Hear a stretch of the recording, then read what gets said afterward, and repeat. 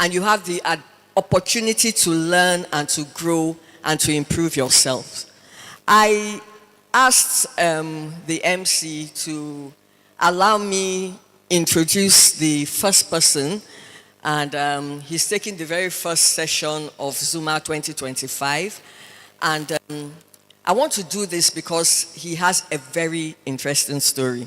Last year, when I was appointed festival director, I included an AI session, considering that AI is where we are now and it's not going anywhere. We can only keep improving on the versions of the AI.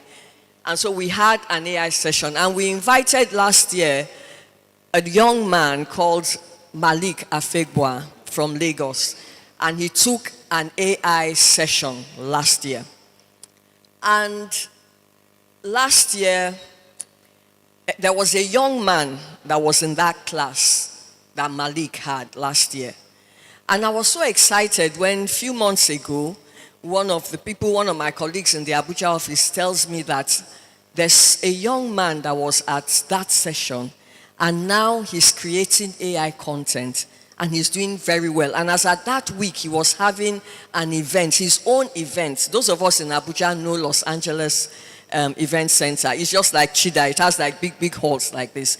And he had packed, when I saw the flyer and the list of people that were attending his program, I was blown away. And this young man, Jeff, please can you come on? Let's put our hands together for him. Let him stand here as I'm introducing him. And you know, so last year,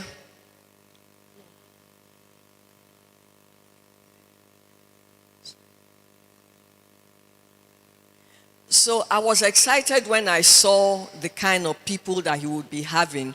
And when I was connected to speak with him, he was full of so much gratitude. He was, thank you so much, man, for the platform of Zuma 2024. And he now told me briefly his story. And he offered to come back and take the students on AI. So standing before us is a Zuma story. Is somebody that in 1 year, I went to his Instagram. Please, you will share your Instagram handle. So you will follow him this morning. Like you will go there, follow him, and you know, it just shows us, my excitement is that it shows us what is possible when we show up and when we do the work. And that's why I started by thanking everyone that is here. We may not be many, don't bother about that. You understand? It's about, this is one life transform. And through him, he's reaching so many other people that Zuma may not be able to reach. So for us, if we can get people, you know, pockets of people that we go out and actually learn, because we put in a lot to put Zuma together. And we have a lot of filmmakers. Maybe 2 months ago, I was at an event, and they were almost attacking me. I was representing Film Corporation, and there were young ladies, and they were like, what is government doing? What is this? And there's no training, there's no opportunity. And I began to tell them, we held Zuma 2024. Were you there? None of them was there. Some of them were like, okay, no, we didn't know about it. This year we've improved on our publicity. We've written to all the guilds and associations. We've written to schools. We've done everything. And these are the people that are here. And so all I want to say to you is that as we welcome him to take his session this morning, I want us to have open minds. You can be the next Jeff. 2026, you may be the one that we're bringing up to say, see another Zuma success story. So ladies and gentlemen, with a resounding round of applause, can we welcome, taking the first session for this morning, Jeff. Thank you, Jeff.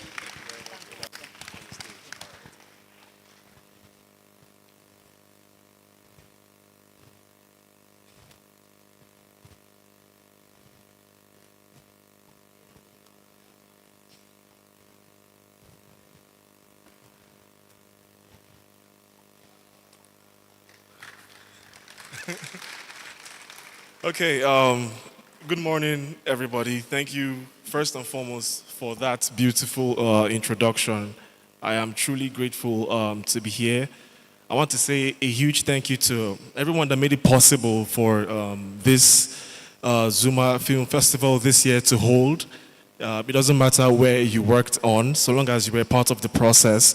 Truthfully, it's an honor to be here. This is actually like a full circle moment for me because, just like the director said, last year I was here and I was fortunate to sit through an AI masterclass that completely changed the direction I was headed with in terms of my filmmaking decision.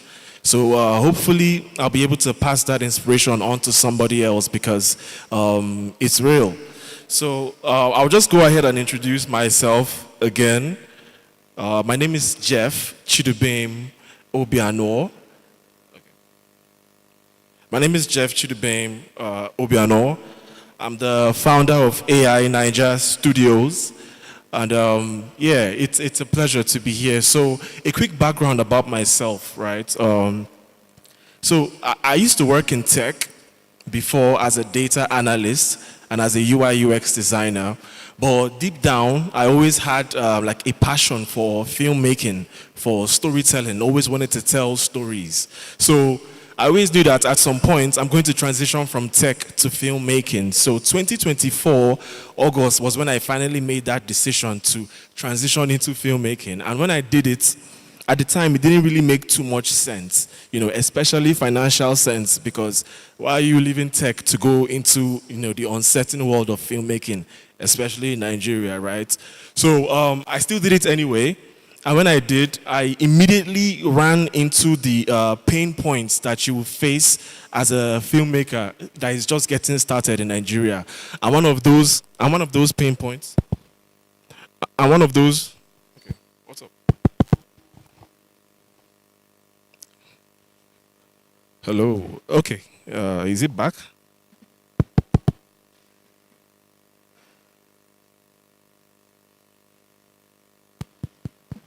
All good. Okay.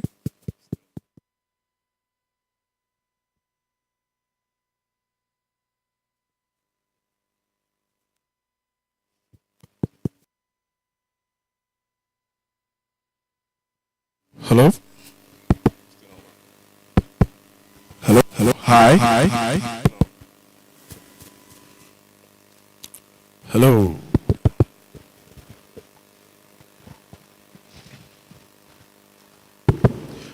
Okay, so like I said, when I made that decision to go into filmmaking, I immediately ran into one of the pain points that you face as a filmmaker, which was access to film tools. So like camera gear is not exactly the most affordable thing, and you realize that many times the stories you want to tell actually require the best kind of equipment, the best cameras, the best lights and all that.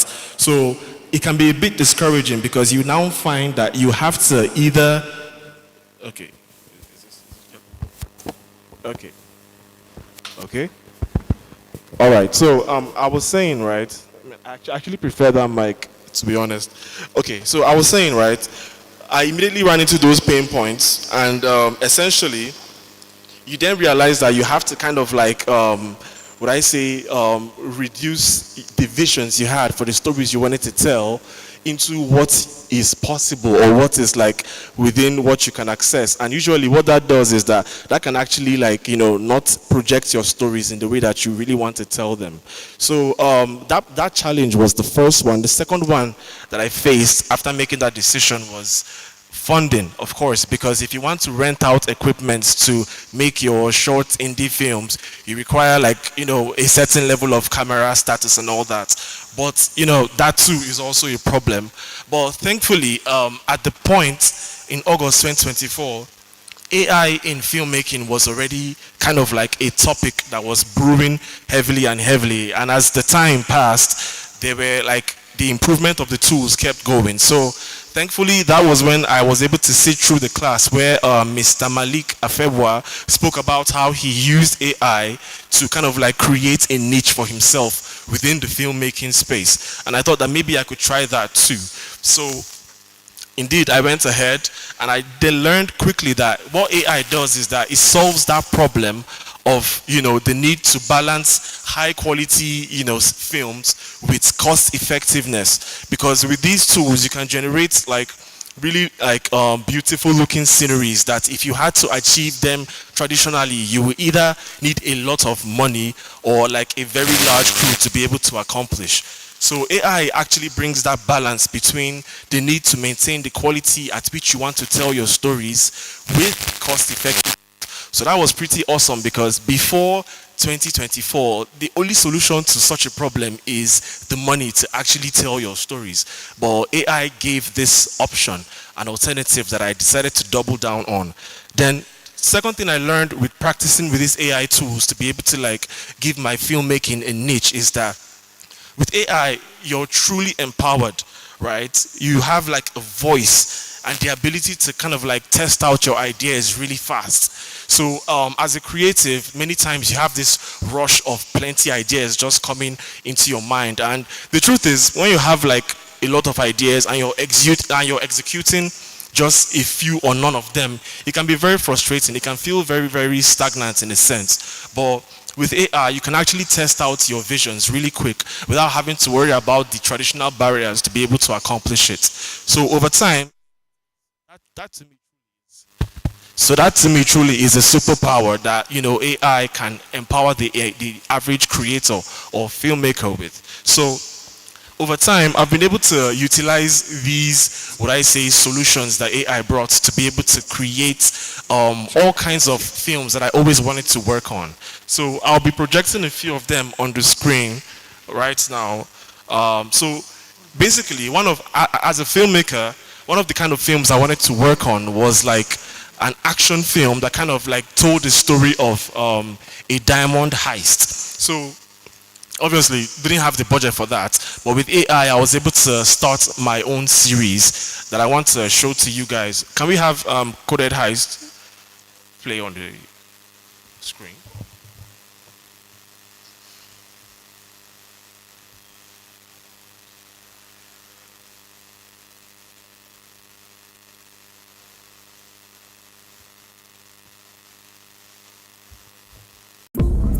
With youthful hands, the task is simple. Retrieve the diamond without From Mambila's green expanse so wide is making it out alive. to where the That's why we are here. We have the best team for the job. As you know, the diamond will be on display this weekend at his Lagos mansion. And that's our cover. Let's hear about this team of yours. We have a team of 5 professionals. Tech, master hacker, allow access into the security systems. Storm, waiting on the signal to make the extraction. Ike on the inside, blending in as a security guard. Silk,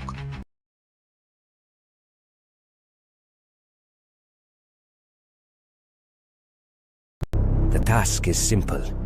Retrieve the diamond without leaving a trace. The hard part is making it out alive. and that's why we are here. We have the best team for the job. As you know, the diamond will be on display this weekend at his Lagos mansion. And that's our cover. Let's hear about this team of yours. We have a team of 5 professionals. Tech, master hacker, allow access into the security systems. Storm, waiting on the signal to make the extraction. Ike on the inside, blending in as a security guard. Silk, a performer at the party and Stone's access to the back hallways. And finally, also our getaway driver. Everything should go according to plan. And if things go south,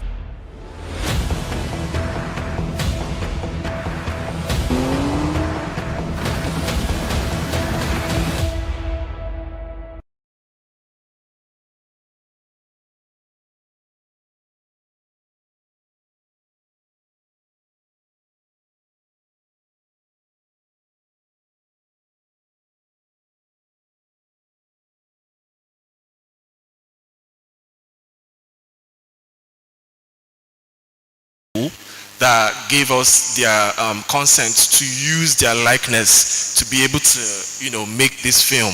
So most of them, actually all of them are not actually actors, but with AI, you can use somebody's likeness for your project. So this is like a look into the future of casting, where you don't necessarily have to be an actor to be able to be in a film, you know, because there's many times that we see somebody that looks the part for your film but doesn't know how to act.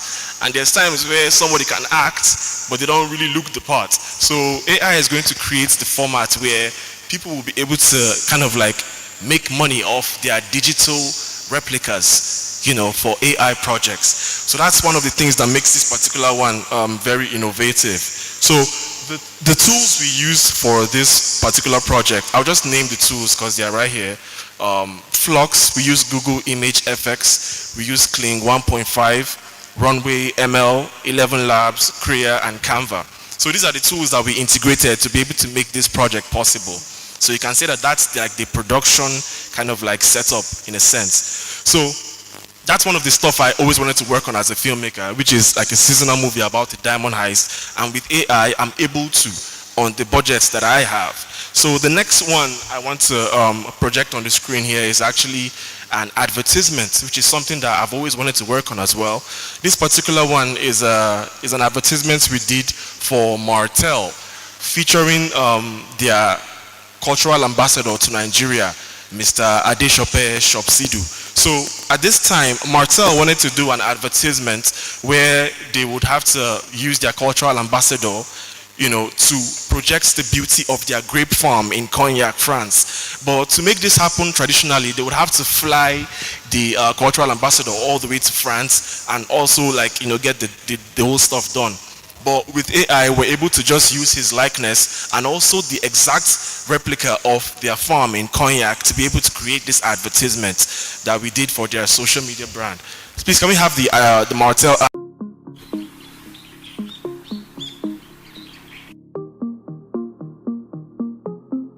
Afrobeats is bold. Cognac is timeless. Together with Martell, we raise a glass to legacy that endures.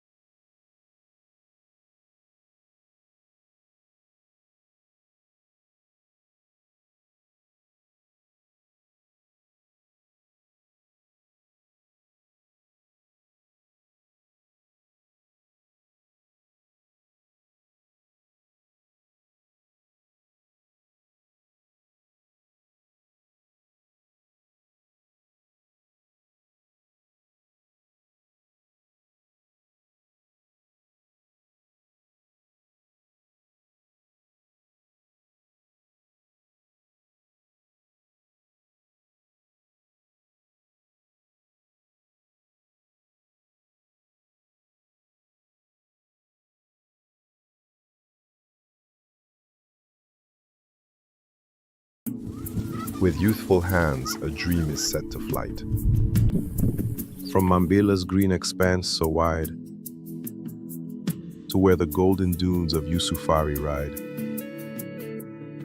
A tapestry of faces, stories untold, in threads of culture, brave and bold. The city hums, a vibrant hands, a dream is set to flight. From Mambela's green expanse so wide, to where the golden dunes of Yusufari ride.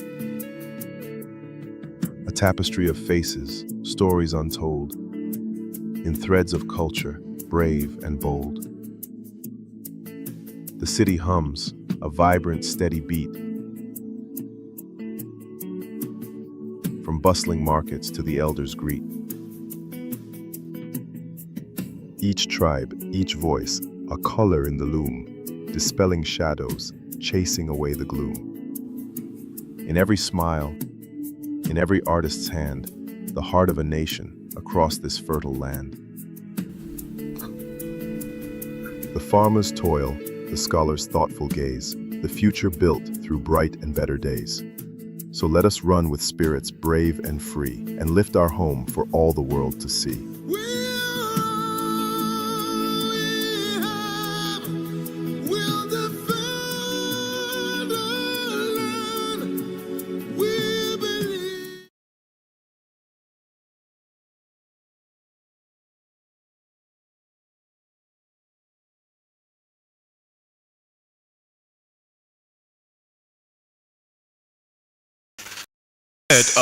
Due to the power of AI, I don't necessarily have to travel to each and every one location that was highlighted there to be able to like make something that I feel is, like resonant with my country on Independence Day. So this is basically, to me, a look into the future of telling cultural narratives where we can actually talk about the different parts of our country that we are fascinated by without, traditional barriers that will be presented to you, such as logistics and having to travel to each and every location and stuff. So that was made for the Nigerian Independence Day, and the tools we used for this was Make Journey, Seed Dream, Google Nano Banana, Kling 2.5, 11 Labs, Korea, and Canva. So finally, one of the projects that I've always wanted to work on as a filmmaker is particularly music videos, because I've always watched those growing up, right? So earlier in October, we were privileged to work on the very first official music video used by an A-list celebrity out of Africa. So we made a music video for an artist called Nandi. You can call her like the Tiwa Savage of Tanzania in a sense, but this was particularly special because on the song she featured Zuma. So Zuma at the time was in Nigeria, but she was in Tanzania, but they wanted to like have a video out within a specific period of time that would have been logistically impossible. So thankfully we were able to come in and do something that's like very resonant with the song and the audiences, and yeah, that's how we led to this particular one. So I'll just play the first 30 seconds of it before we proceed to the end of my speech. Badman, the African princess. It's the kids, baby. My boo, my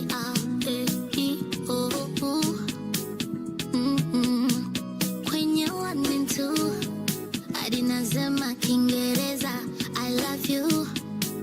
And you know what, when you Badman,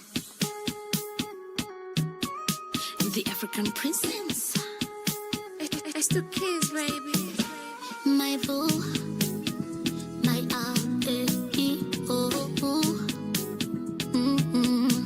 kwenye 1 and 2 hadi nasema Kiingereza I love you. And you know what, when you too safi moyo.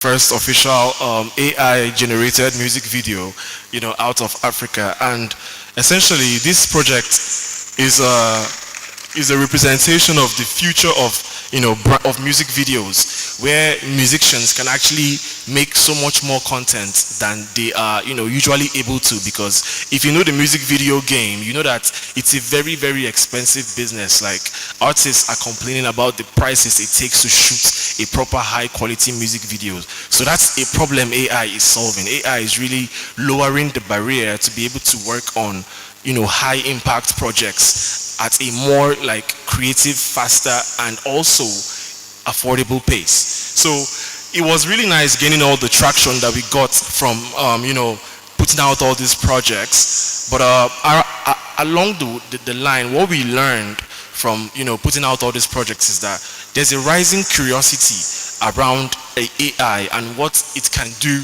within the filmmaking space, right? But there's also like a scarcity of active practicing talent, especially within Nigeria. Most of the AI artists or AI content creators are outside of this continent. And this is a very creative country that I believe once we're able to just empower more creators to harness the power of AI to get their visions out, there is no stopping how far our creative economy could, grow over time. Another thing we learned is that there's also like a scarcity of learning resources, how people can actually learn these things. So there's literally no options right now. So what me and my co-founder did was that we set out on a mission to start holding bi-monthly master classes where we are training creatives every 2 months to get started with AI content creation. Because you never can tell where your journey would lead you when you start it. It's just something that one would have to start at some point. So over time, we've trained over 500 creatives and non-creatives as well, even though I believe everybody is creative. So over time, we've trained over 500 creatives and non-creatives, even though I believe everyone is creative. And so far, in terms of how to get started, for us that might be curious about getting into this field is, look, it starts with getting familiar with the tools. You have to be able to have some familiarity with these tools to be able to know what they are capable of and what you are capable of with them. So that's the first step. The second step is to start creating. When you get familiar with these tools, it's important to start creating along the way. You might stumble upon your next, big idea by just being in the active practice of things. And AI can lead you in many directions because there's no limits to how you can imagine or how far your imaginations can go. So after creating, obviously the next step is to share your work. I like to always share whatever it is that I've created, because there's something about sharing your work publicly that forces you to do better the next time.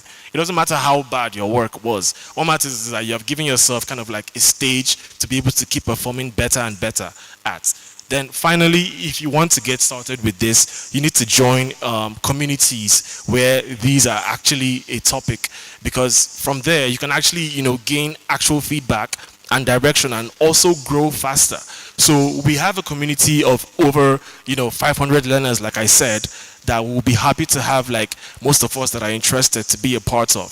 So if you don't mind, I would like to pull up the PDF, the PDF file. There's a barcode there. Yeah, the PDF. So you can join our WhatsApp community if you're curious about getting started with AI. Then also please follow our work on Instagram to see what you stand to learn from being part of such communities. So that said, I'd like to just say a huge thank you once again to Zuma Film Festival for actually, giving my creativity some direction and also some scale. You never can tell where the next seemingly small decision can actually get you to on your journey of curiosity. So stay curious and follow our pages. Thank you very much.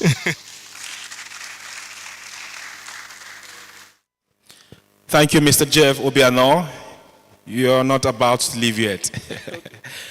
We appreciate this fine presentation. You can see that AI is the way to go.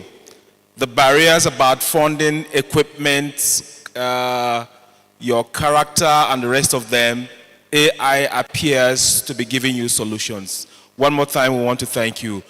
We will take just 1 or 2 questions before we move to the next segment. While you're preparing your mind to ask whatever questions you want to ask, let me let you know that the next presentation will be virtual. All the way from the United Kingdom, we'll be having Mr. Wole, who would also concentrate on how we can harness artificial intelligence in film production. So that is just to prepare your mind. And after that, we're going to have a discourse also on the role of women when it comes to film production. So we have a lot lined up this morning, and we will just take it as quickly as we can so that we can get the maximum benefit. But for now, Mr. Obiano will take just 1 or 2 questions. Please, if you have any, raise up your hand a microphone will be extended to you and you can ask your question so that Mr. Jeff can respond to it. We'll have a gentleman out there, please. Can we extend the microphone to him? Sir, please, you tell us your name, your organization, and then you ask your question. Thank you.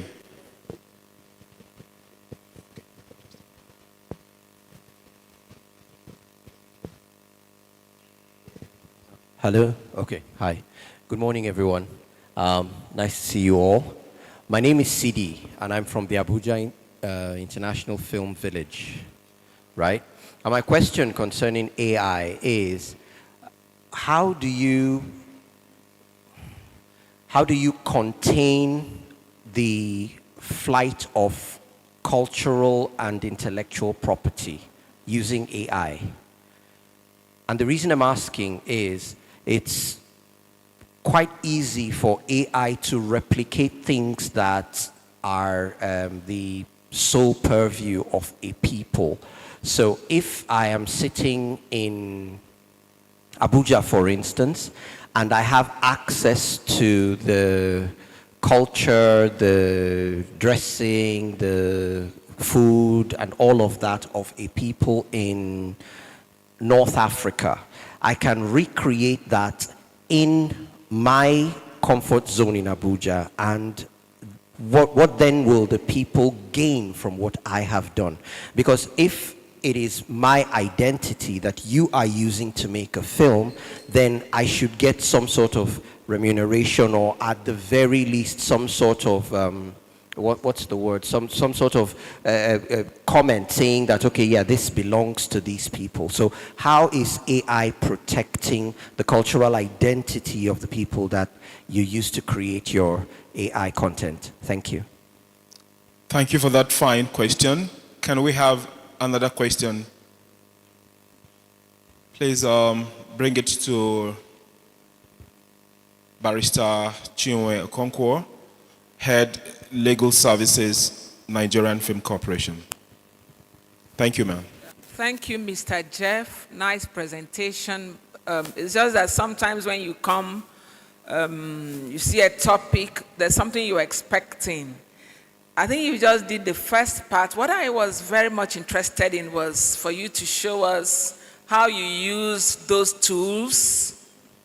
I was interested. I was actually getting very excited. I want to see how they made those AI. How did you make just something? It could be very preliminary, but that would have been very good for us. Thank you very much. But congratulations too. Yeah. Thank you. So, do I reiterate the questions or you have them? Okay, to answer the first question regarding IP, so all the projects that we displayed here and all the likenesses that we used, we had the permission to use them. They gave their consent. So, I mean, obviously, I can choose to just use anybody's likeness, you know, with the power of AI and just do whatever it is I want. But our approach to this is pretty professional, because in the future, the laws will be available where you can't just use somebody's likenesses, especially in a way that spreads, you know, misinformation. So AI, in terms of, like, AI, it's not AI's responsibility to protect such happenings. It's the creator. It's the creator's responsibility to be able to ensure that they are not, you know, violating the laws of using someone's likenesses, you know, especially in terms of like spreading misinformation. So basically, what I advise creatives to always, you know, do is like ensure that whatever likeness that you're using, you have the rights to use them, you know. So that's essentially how to address it. Just make sure that you're following those steps. And if you're posting something that is related to a certain brand that you obviously do not have kind of like the go ahead to do so, maybe as a spec, you're posting it as a spec, it's important to always like notify, even if it's through a caption, that this is like, this disclaimer says that, okay, I don't have any affiliation with this company, this is just a spec, and so on. That's how I follow the whole copyright stuff when it comes to AI. So yes, that's to answer the first question. Then the second question, so I don't know if you noticed, but I actually mentioned just the tools, because given the time we have, we can't really get into the process. The process is a bit extensive. So if I were even going to like show any steps like behind the scenes, it would probably be just the least time consuming aspects of it, but not the whole process, because that can be a bit time consuming. Which is why we left the option open that if you really want to learn how to make such videos for yourself and get started, you can join our communities. If you guys can pull up the barcode, it would be awesome.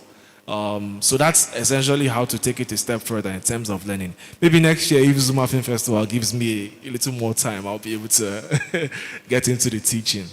So, any more questions? Thank you, Mr. Obiano Jeff. Can we give a round of applause one more time to him?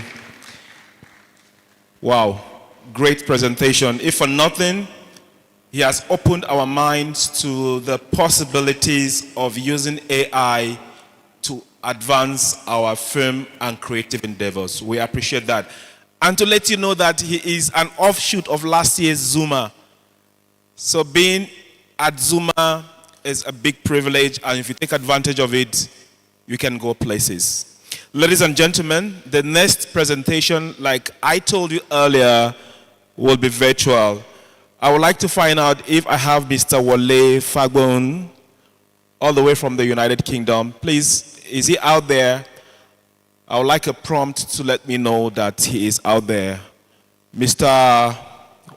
Wole Fagbon.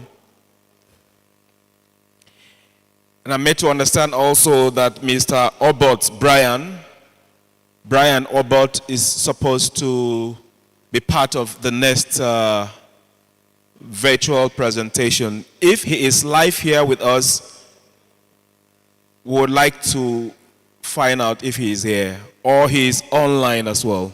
Okay, Mr. Obot is here. Thank you so much. So we will be taking this for 25-30 minutes.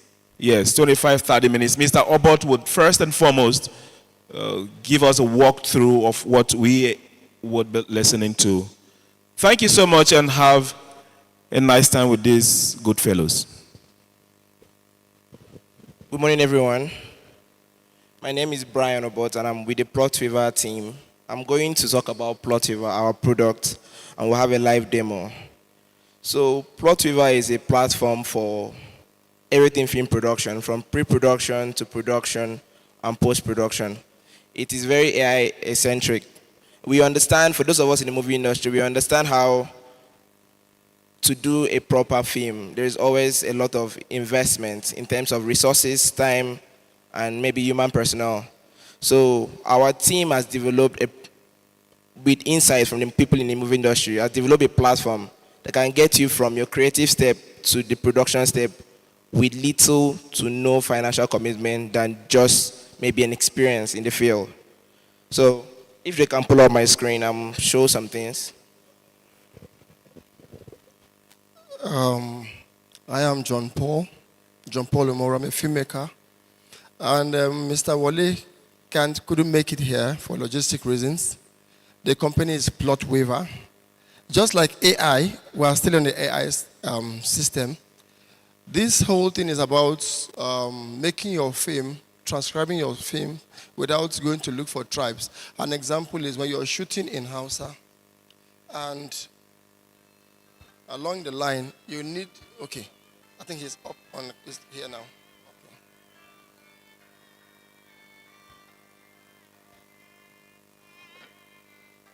Okay. Mr. Wole, you're on call. You're here. Mr. Wole is here now. Let him just speak to us. Yeah, good morning, everyone. It's a pleasure to be at the Zuma Film Festival, the 15th edition. And we are Plot Weaver. Sadly, I couldn't make it, but you have our team members there.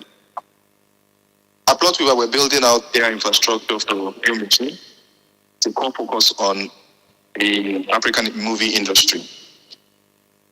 So today we will be showing you how you can use Plot Weaver's AI tools to be able to enable filmmakers to make films for a global audience. We've built in tools for pre-production, production, and post-production to enable filmmakers, from scriptwriters to those involved in distribution and post-production processes, to optimize their process and reduce friction. The manual processes are mitigating against either quality or also costing resource. We've been able to put together a tool to help solve this problem. So it's my pleasure to introduce Brian, who is the founder engineer at Plot River, and Mr. John Paul, who is in charge of our PR and relationships at Plot River, to present our tool to you, and we are happy to take questions. Thank you very much. All right, Brian will take it up from here. When the time for the questions come, Mr. Wale might be back. Thank you very much. Thank you very much for the introduction. So please, I want my screen to be visible. Okay, beautiful. So like I said, Plot River is a platform that is designed for everything movie production, from planning to production and what to do after production. Thank you. So I'm going to show, the time might not be enough to go through everything we have. It's very extensive. So I'm going to show some part of Plot River and the things that can be done. It's very important to know that Plot River does not magically generate or does not promise to generate blockbuster movies or something. It's promised to be a tool for people already in the field to get their creative stories through the process without a lot of financial commitment. So I'll be creating a demo project right now, if you can see my screen. I'll call it Story Checker Demo. So this is what the private platform looks like. Currently, we are live for early users to check it out. So I can invite maybe a couple of friends I have to join my team. So I'm inviting myself. Maybe I'm going to be the producer or the director. And I can invite maybe someone else. Everybody invited to the project will get a mail to join the platform. And after that, I have a project, a template for which I will start working with. So the idea is that before you came to Plot River, you probably had your scripts on hand. You've written something, you have some notes, you have some scenes, you have character development and the rest. Okay.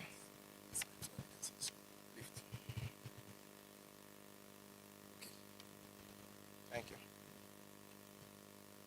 So after you have created a platform on Plot River and you uploaded your script, our AI tool does an overview analysis of your script. This analysis is done against open source scripts that we have in the movie industry and against popular standards. So the script I uploaded is called Middleman. That is a script that we have been given access to for this demo. So as you can see, it scores Middleman, gives Middleman a score. That score is against the industry standard. How does your script perform against similar scripts in the same genre, in the same market, and in the same storytelling style? It shows success probability. That is, this kind of script, what has been the success rate for this kind of movies or content so far in the industry? It shows a predicted IMDb score, and it shows a predicted box office potential. It's important to know that the box office potential is a reflection of your local market. It's not just a generic global thing. So if I'm doing a local movie for maybe a state in Nigeria, that value will be a reflection of what happens in that market. Beyond the generic analysis, your script is analyzed line by line and scene by scene. For example, the script I uploaded is shown to be mostly comedy, romantic drama, and entrepreneurial thriller. And then things like your PG rating is analyzed from the content and general structure of your script. So you can see without a lot of effort, I was able to get a script and get an holistic view of what my script is about. Beyond that, every scene in my script has been broken down and been analyzed, either based on the pacing, based on their location, based on the amount of dialogue involved, and maybe the intensity.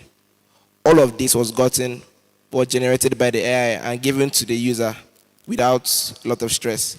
Beyond the scene analysis, we have character analysis.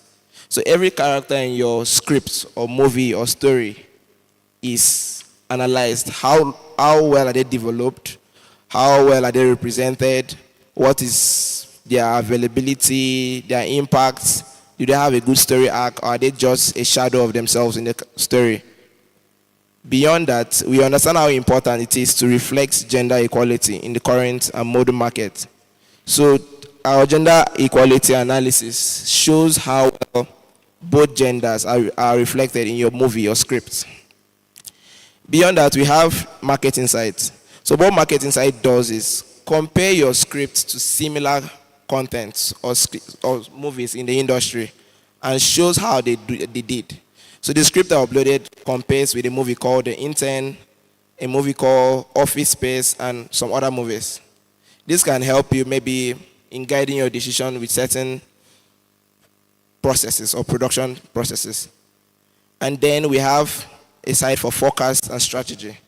At this point, this is still the pre-production stage. We just gave us your script, and AI was able to break it down and give you all this information. So, beyond just analyzing your script, our platform is able to give you recommendations on things you can improve on your script. So I went to the script feedback, and I can come and say, oh, I want to improve my dialogue for a certain section. What are your improvements you're suggesting? I can improve certain characters. Like, I already had my script in place, but now I want the AI to be able to nitpick certain part and improve on it to get a certain tone. Same thing can be done for the structure, the technical part of the script. That is, how was the script structured? Did you use correct tones? Did you use correct industry standard methods and the rest? And compliance can also be sorted from here. Beyond these very simple improvements that can be done, you can improve your script with our enhancement mode. So with this way, I can rewrite certain part of my scripts with the AI tool. So I can maybe select a part of my script, for instance, this particular section. And I said, I want it to be more suspenseful. I already have an initial structure. So maybe I'm having a writer block or something, and I'm trying to get a particular tone from a particular section. I can select this part of the screen and say, okay, I want that part to be more mysterious. And then I'll click a rewrite. Our AI tool would go through that part and generate suggestions of the things you can use. At the end of the day, it's still up to the creative to choose what goes into their work. You're just getting a helper, a co-pilot to help you through the process. So as you can see, I can maybe choose neutral, suspenseful, mysterious, tense, and whatever mood I'm trying to get in that particular part of the script. So that's the rewrite part. So we have intensify, the same idea. I can pick a certain part of my script and choose to intensify or de-intensify that part. I can choose a certain part of my script and choose to expand on it. Maybe a particular scene, I want it to span maybe more than what I had in my initial copy. And I can just choose to do that. The same thing can be done with trimming. So these are things that you have gotten out of the box by simply just uploading your scripts. You have access to analysis and recommendations and tools that can help you improve your scripts. And all these parts are still part of the pre-production, because at this point, you've done nothing about production. You're just improving the quality of your scripts. So let's assume you have done all your improvements and you're very satisfied with what you have at the moment. And it's very important that whenever you make an improvement, you go back and check on the current rating on the dashboard that we saw. I have not done any improvements because I don't have time to wait for the tool to run. But you can always go back to your dashboard and look at the current rating of your script based on those improvements.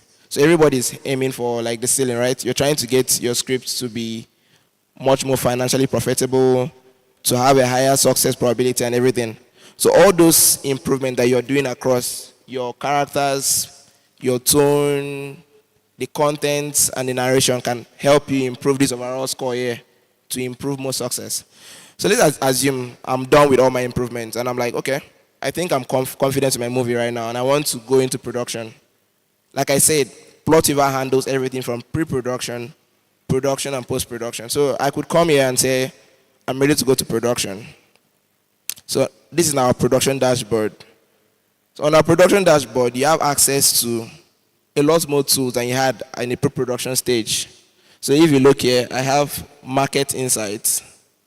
So market insights basically tells me from the quality of your scripts, from the type, the genre, and your probably the local markets, who are your target audience? Like, what is the number of targets you're looking at? Is your script engaging? Is it going to have a lot of engagement? And from this kind of story you're written, is there going to be a big social media potential? There's some movies that come out and there's a lot of buzz around it in the social media, even beyond like the cinema engagement. Also, you get things that we already got before, like gender analysis, interest correlation, and a lot of other things. And it's very important that once you're writing a script, you understand who you're looking to sell to. It will guide your marketing and advertisement team. Part of your audience analysis is from the kind of script you're written, who are more likely to engage with you. The age group, the demographics, the region, and a lot more other things. So beyond audience analysis, we have market trend. So based on what you have written, what has been the trend for that kind of content in the market? Has there been active people looking for that kind of thing on streaming platforms? And this information is gotten from both real-time data and the AI prediction. So we're not just guessing. Like, we are looking at, oh, this your movie looks like a movie we saw 3 months ago. This is what that movie did like. This is what you should look out for. The same thing goes for your competitive analysis. It shows you where you stand against movies like you. Are you a top performer? Like based on the quality of your writing. Your uniqueness score tells how unique your story is. A lot of stories these days are a dilution of some other story. You can always watch a movie sometimes and you see what is coming. So your uniqueness score tells how unique your story is compared to other movies. We have other things like your positioning and your key competitors in terms of movies that have been released. This will guide your maybe release dates, your marketing and other things. Beyond your marketing sites, you can get things like financial forecasts. So financial forecast is an end-to-end financial budget for you. Like what do you need to get in place to be able to get this movie from being a script to being a full-fledged movie? So there are things about maybe planning for shooting, planning for paying for your crew and all those things. All those things are generated and shown to you as a data analysis here on the dashboard. This can help with planning because without planning, most people have a wonderful idea that just comes and then you can get lost trying to get it out to the audience. Beyond that, we have cultural analysis. How does your movie reflect with the culture you're trying to portray? Because there's a problem, like someone asked a question in the first section about how people's content that are used for AI what was the word? How they are recognized for it. So our cultural analysis takes your script and tries to analyze to see how accurate are your content. Are they a depiction of the culture you're putting in your movie, if there is any cultural depiction? Is there a truth to it? Is there an alignment with general understanding? Or is a movie going against a general agreed up reality? So that is what cultural analysis does. We have things like strategic guidance, audience satisfaction.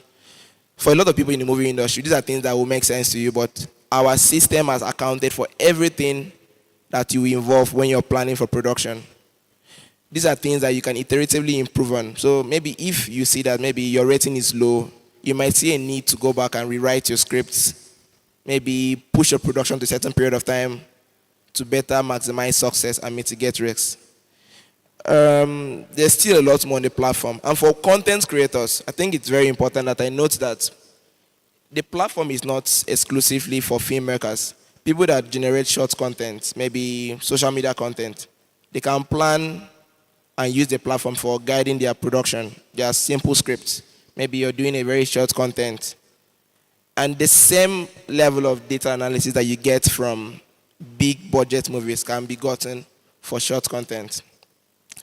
Beyond this analysis and insights, we have things like call sheets. So call sheet helps you plan your shoots based on what your script is. Like most of us know, most time when you're shooting, you're not shooting linearly. You're shooting based on availability of maybe people and locations. So call sheets takes your scripts and plans those shoots for you to maximize availability and resource use. We also have something else called equipment. So for younger or less financial capable groups, you can get access to rentals through us. Like you find people around you that you can rent equipment from or tools that can help you achieve your creative desire without busting the bank. There's a lot more in stock, but this is just the introduction. And I feel like anybody looking to create movies, you have an idea and you're looking to maximize on that idea, can stand to benefit a lot from our platform. I would probably take a couple of questions. I don't want to go too much into every other part, but if there's any part that I need to focus on, I will probably answer that. Thank you very much.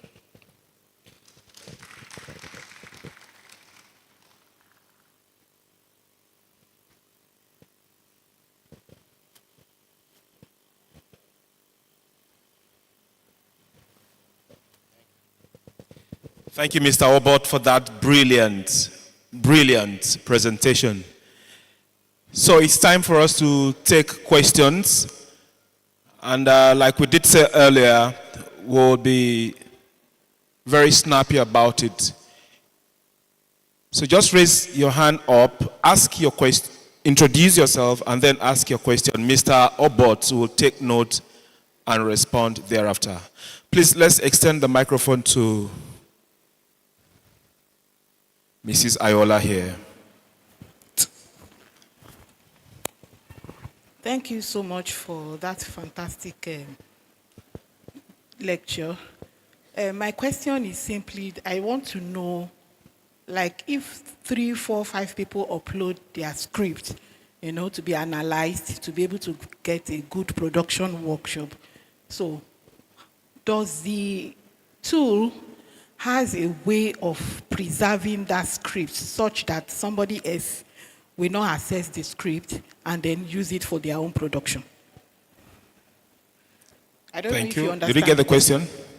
Okay, let's take the next question so that he can respond to all of them at the same time. Do we have another question, please?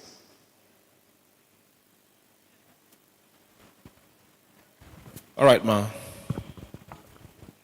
Okay, my name is Love Ima Fejoko. I'm pleased with what is really going on, but it's unfortunate that this thing is not well circulated. We hear the government say they are sponsoring a lot of youth on IT. I am using this opportunity to call on the government to extend it to AI. And even the IT, a lot of Nigerian youths are still behind. Sorry, ma, please, can you take the microphone closer to your mouth so I can hear you well? Okay, my name is Love Ima Fejoko from National Film and Video Censors Board. We are happy to be here, and we are happy at the improvement our youths are impacting. So I want to use this opportunity to ask very disturbing questions that have been bothering me. That why do we have so many Nigerian youths on the streets when there's a lot to do with AI, when there's a lot to do with information technology?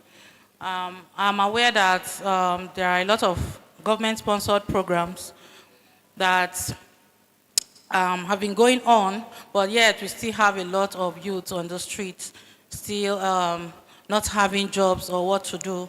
So I don't know if your platform can also approach the government, because maybe it will be a wider coverage for them to be part of this, because indeed it's the future of tomorrow. So I look forward to maybe in the next festival that will be having more engagement with the Nigerian youth so that we can have youths out of the streets. Thank you. Thank you, Madam from Censors Board. Do we have yet another question? Yes, extend the microphone to the gentleman out there.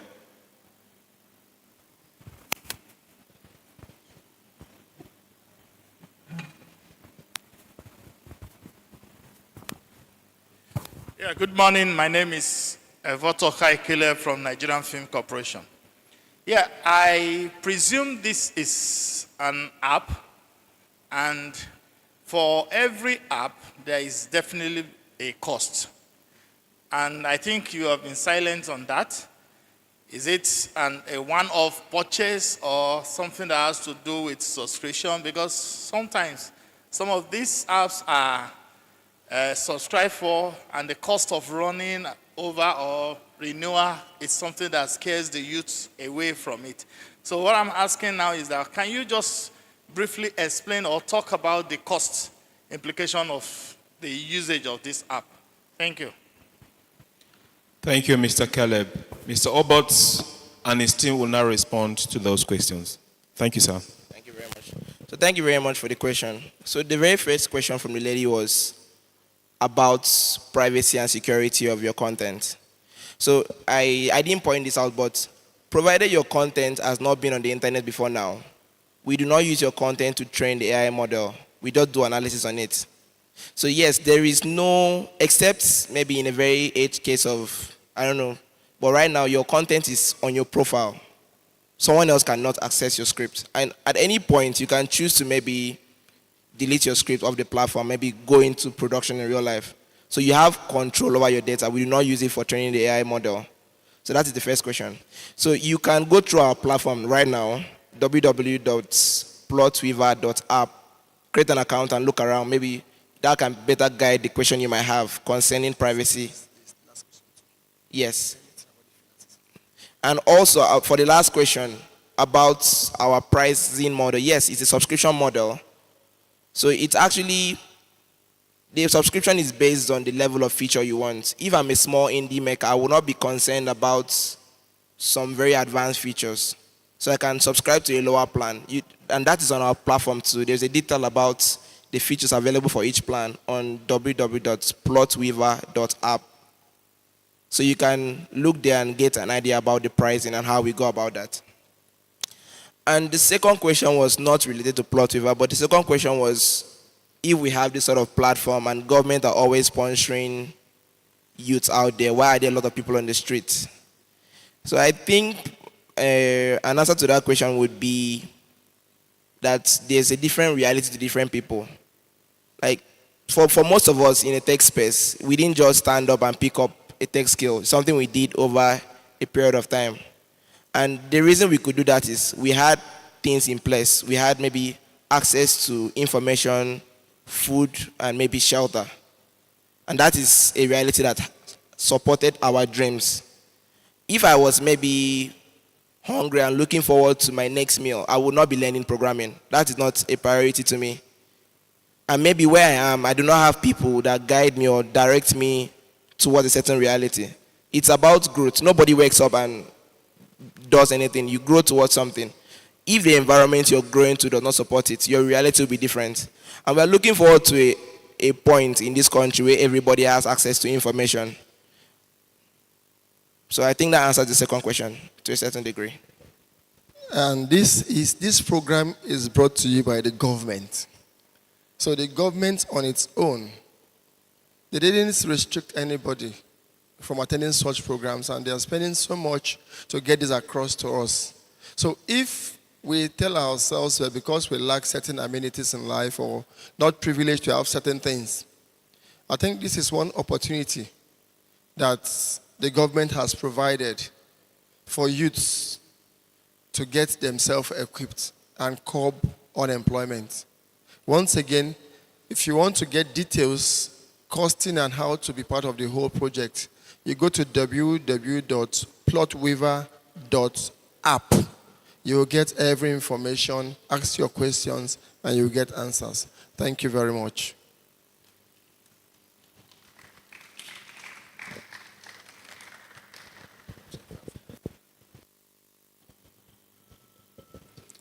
Yes, thank you so much.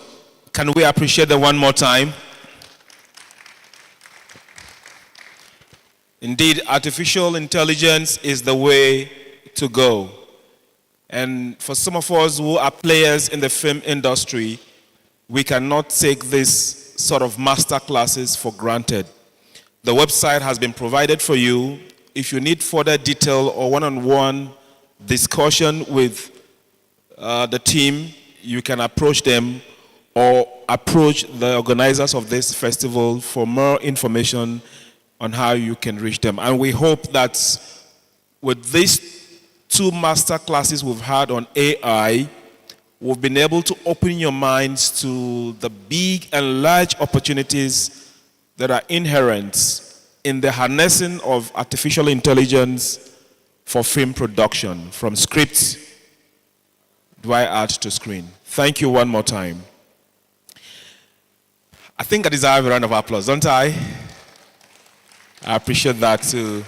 Thank you. So the next session we'll be having is the Women in Film Forum, Power Behind the Lens, African Women Shaping Global Cinema. I would like to take a moment or two to ask that the stage be set, please.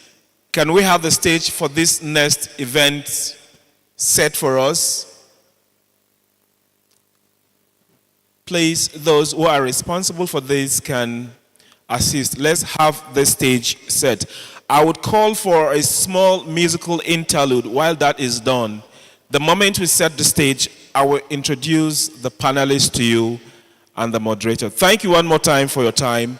We'll be back in a jiffy.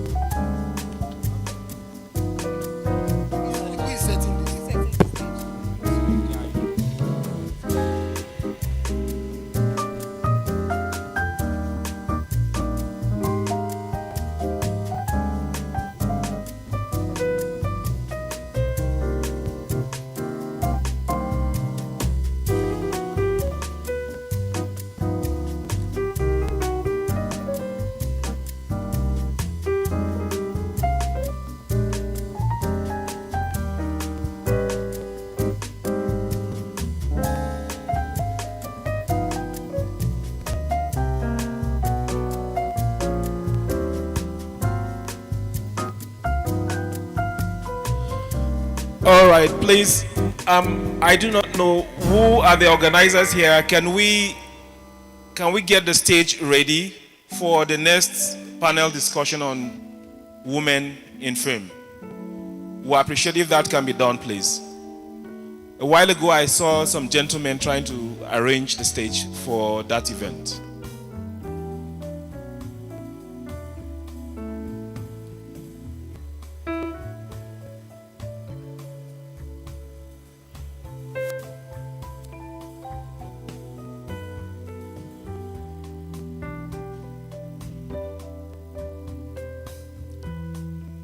Thank you.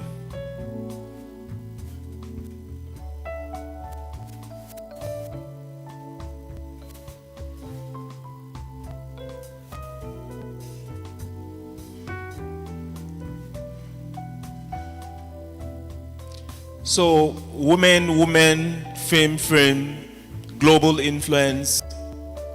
Wow. Whatever facet of life you want to talk about, women have always played huge role in any of such sectors you want to talk about, and film is not an exception. We have seen literature upon literature written about women in film production and how they have also been subjugated. So what is it about film and women? And how can we key into the global trend of feminism when it comes to film production and the women? I'm just saying this to whet your appetite with regards to what you are about to watch next. It is very important for many of us who believe that women should have a place at the table when it comes to discussion on film. So while we set that on, I will also encourage that please we'll have that music at the background. Let me do some background check to find out that my panelists and the moderator are handy. Thank you so much.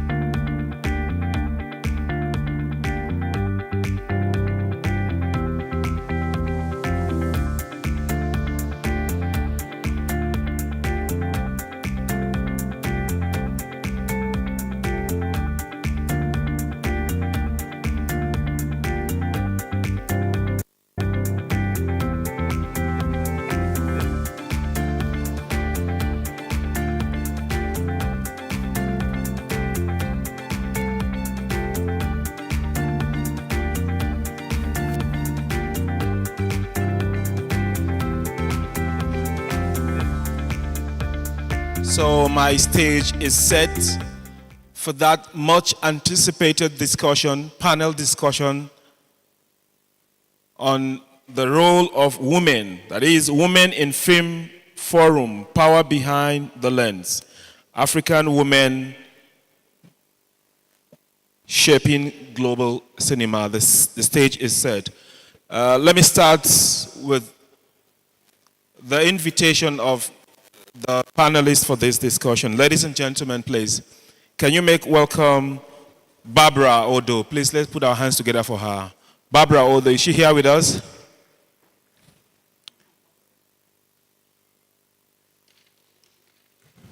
As she makes her way upstage, keep encouraging her with your applause. Coming upstage here is no other person than Madam Barbara Odo. Please, this way, ma. Thank you.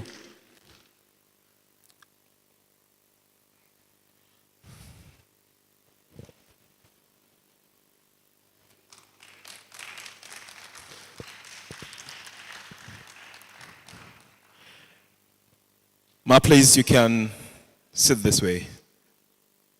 Thank you. It's my pleasure also to invite upstage Madam Nadine Ibrahim. Madam Nadine Ibrahim, please. Can we give her a round of applause?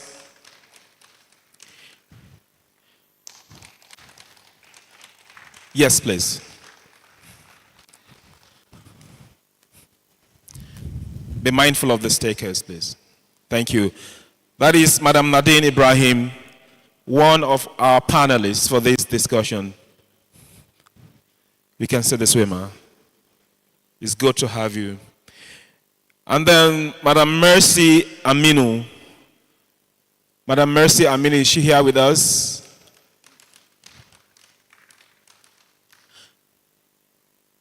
Madam Mercy Aminu, is she here with us?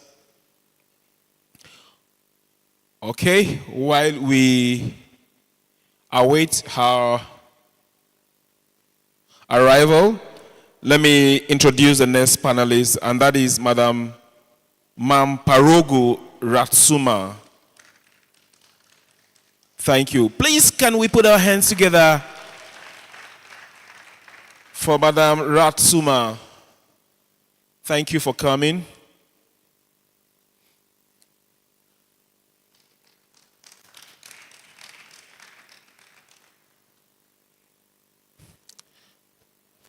Please take the seat. We appreciate you. Thank you for coming.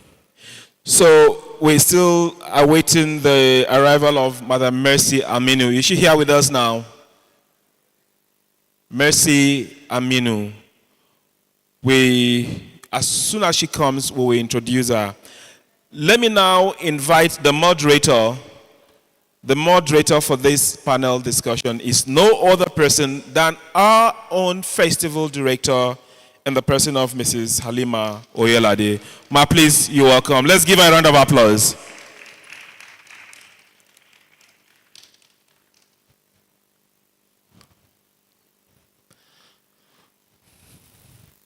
So she will moderate this discussion.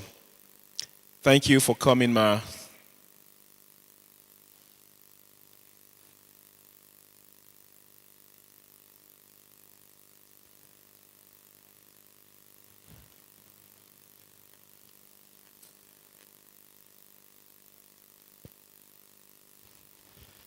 Thank you, ma'am. Thank you very much. Okay.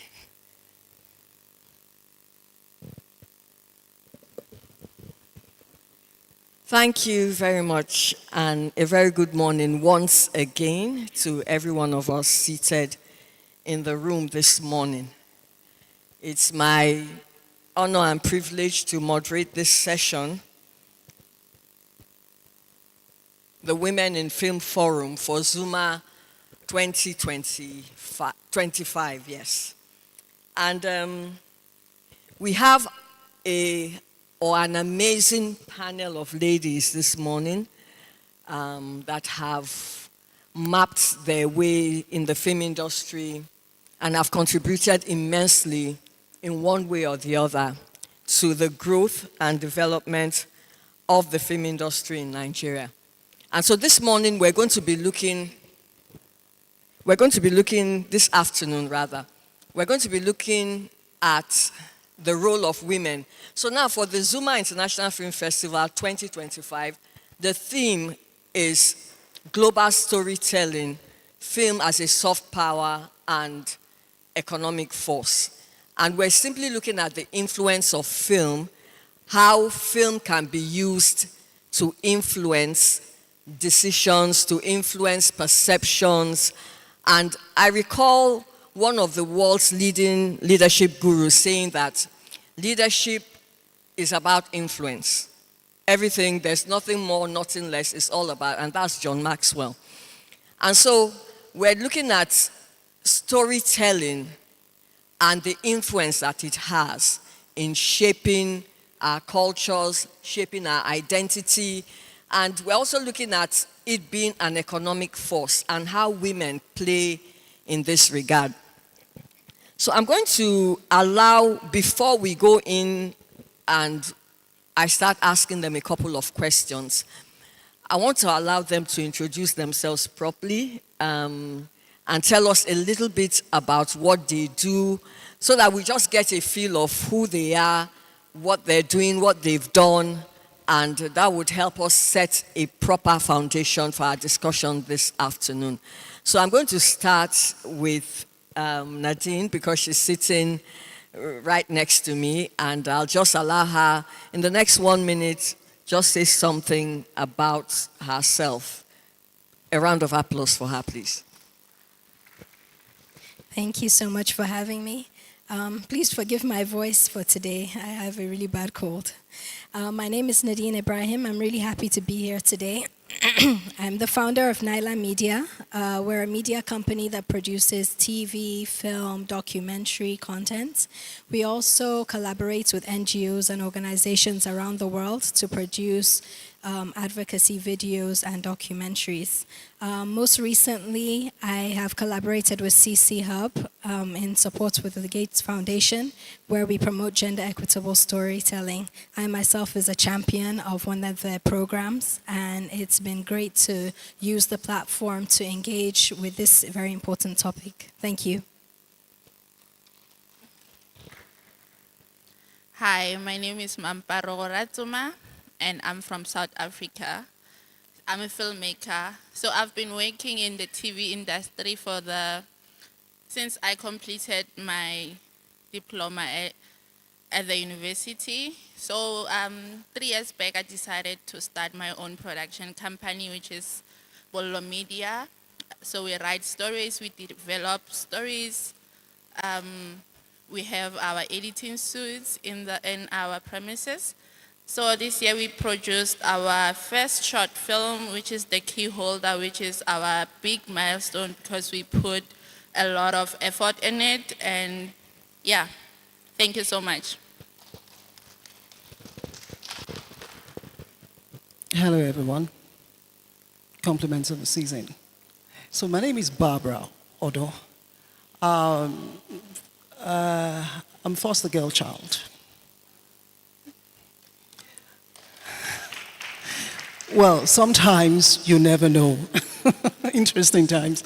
And I am an actor, gender neutrality, a filmmaker, I'm a mother, a human enthusiast.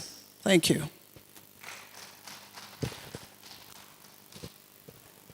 Thank you very much. So, stories are as old as human beings. For as long as man has existed on this planet,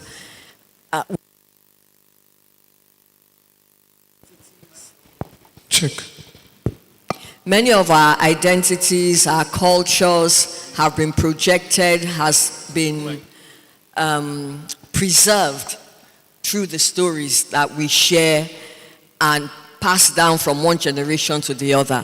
I remember many years ago being in school and a lecturer was like, a lot of stories are scripted even when they're not written.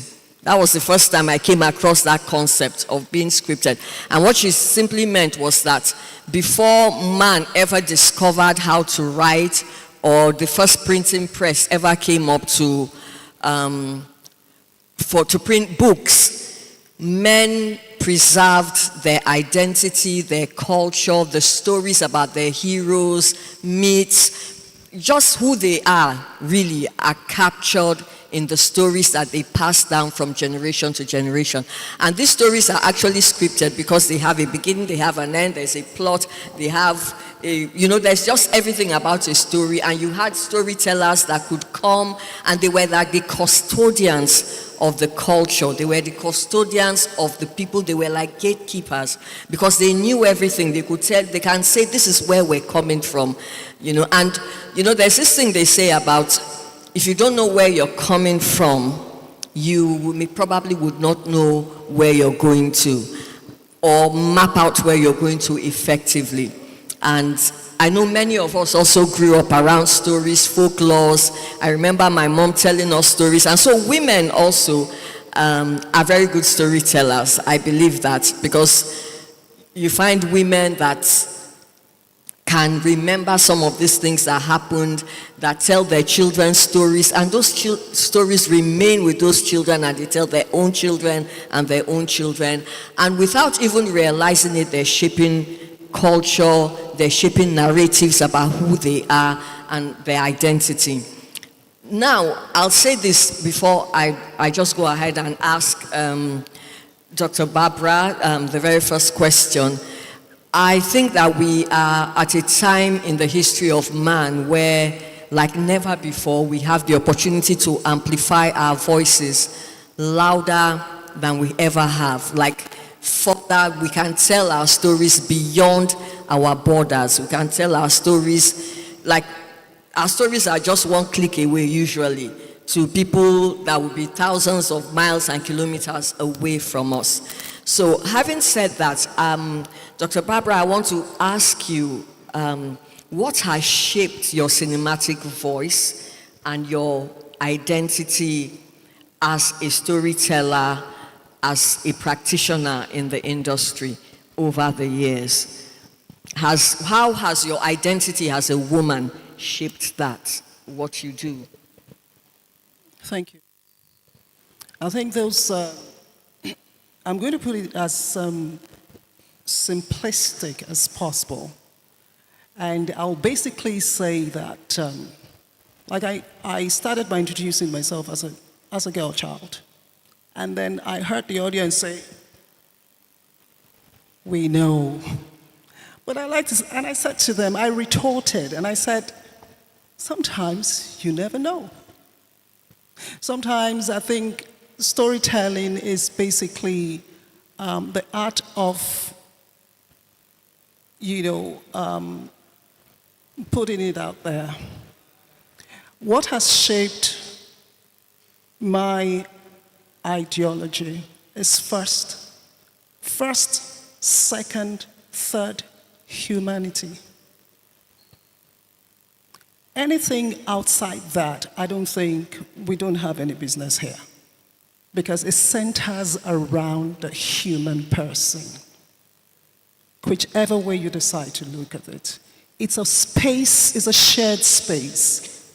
So it's important that we're able to, center our focus. Possible how it affects the human person. And as a female, I think there's a lot to tell, to put out there, to share with the world, confront ourselves with, and then, if you like, try to dissect and find solutions to, shared problems. I think storytelling is beyond entertainment for me. That's what it is for me. So it's as simple as that. Thank you. Thank you so much. Thank you. That's a powerful thought. I like the fact that you started, it's all about humanity. Because if we disconnect from that, then there's nothing. What else are we doing? Thank you so much. So Manny, I hope it's okay. I call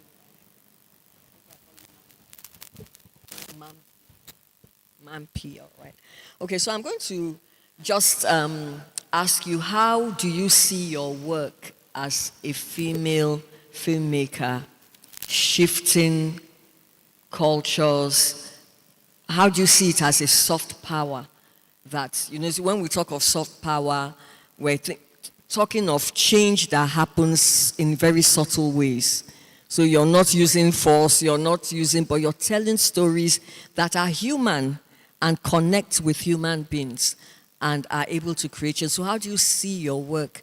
How have you seen it do that? And how do you see it doing that even more as you move along in your career? Thank you for that question. For me, storytelling, when I tell a story, I focus more. I'm going to talk about how I tell my stories when I write. I focus more about my personal experiences. So I put what I've experienced in the story. I feel like that's how I connect more with the story. And as a woman, I feel like we are emotional creatures by nature. So when we write our stories, we put our everything. I'm not gonna say men do not put their everything, but then I feel like we connect more with the story when we write. Yes. So for me, storytelling, I wrote something here. For me, storytelling is not just a career. It is how I learned to speak my truth. Growing up, I saw how silence can swallow African women, how culture, relationships, and expectations can dim our voices. I realized that very early. If we as African women don't tell our own stories, someone else will, and they will get them wrong. So I feel it's important for us to be out there and be vocal about our stories. Thank you. Thank you so much. Thank you. I like that. She said, I like what you said about emotions, and that when you write as women or when you tell your stories, you put a lot of emotion into it. Because the truth is that human beings are emotional. The marketing people will say facts tell, but stories sell.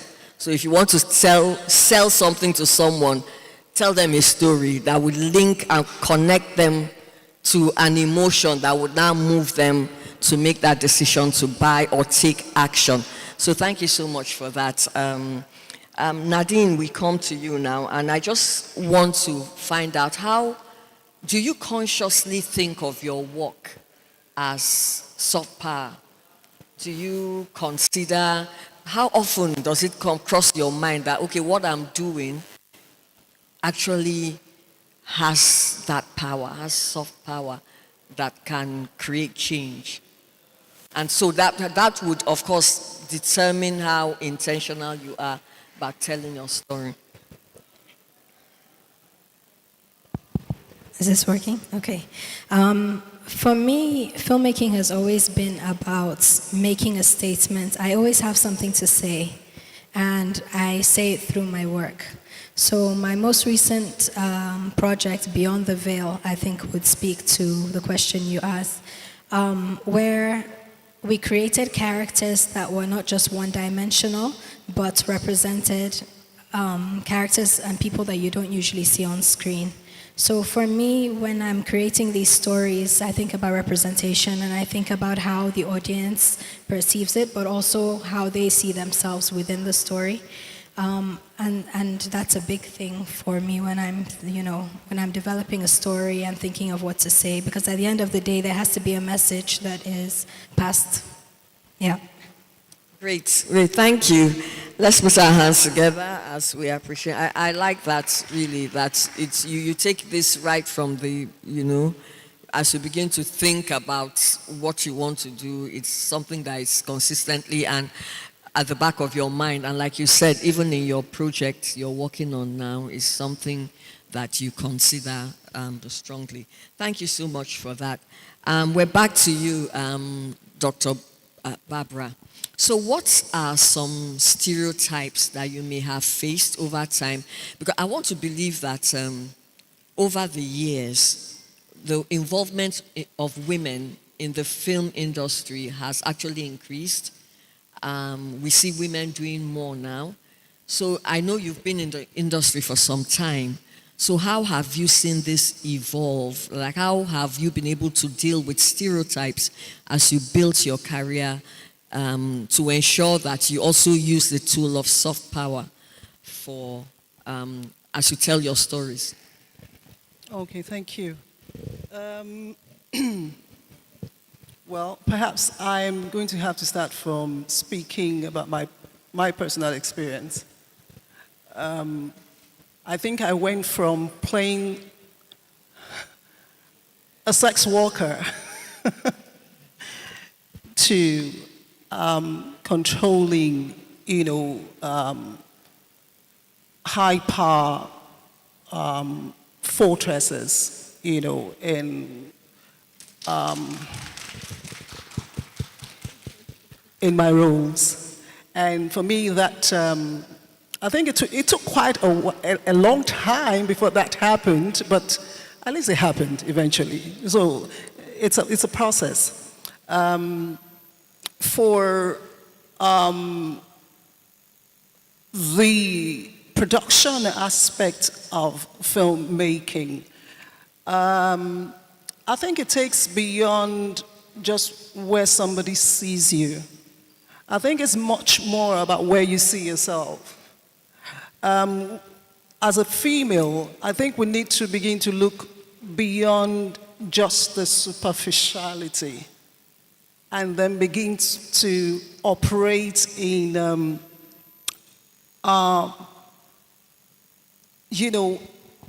high-level play. We need to go away from unhealthy competitions, for instance, amongst us women, because it will take us to take us there. That's the truth. I do not fail to talk about this, even in politics, because this is where there's politics everywhere. So it will take for us to a very large extent, intentionally create a sisterhood for, female gender upliftment in the industry. Whether we like it or not, whether you agree with me or not, but this is happening. We need to be more conscious. We need to know what the men know. The men understand power play. Women are still, pardon me, but I must say this, women are still a bit mundane. We need to rise above those limitations if we must make a difference, especially in an industry that we say is male-dominated. We need to be more conscious. We need to remove from unhealthy competition to strategic capitalization, whether we like it or not.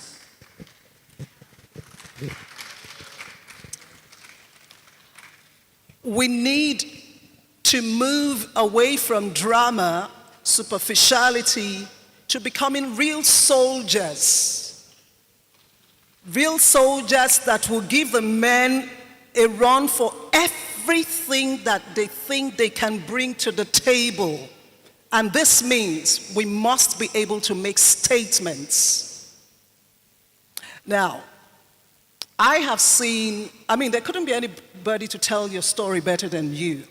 We are going through a lot of, I must confess that, I must admit that, even if, no matter how modest or immodest it might sound, but women, we cannot overemphasize the marginalization. We can't. And it's a conscious thing. That brings us back to the point where I said men understand power play. Women, we have what it takes to take ourselves to the boardroom. If we do not take ourselves to the point where we can be in the boardrooms where decisions are made, we're not going anywhere. We'll just be makeup artists, continuity. we're probably not going to be another Mary Reminjoku. I thought we were going to clap for Mary Reminjoku. She's breaking the mold. She has broken the mold.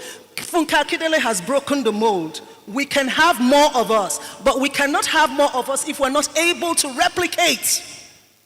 And this means we need to groom more women to get up there. Thank you.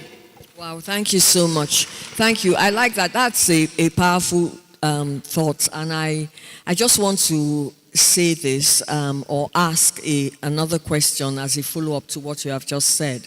How do you think, can you just give us one or two tips on how women can actually build community, how they can get past the fluff and all those things like, the pettiness and actually rise up to the occasion?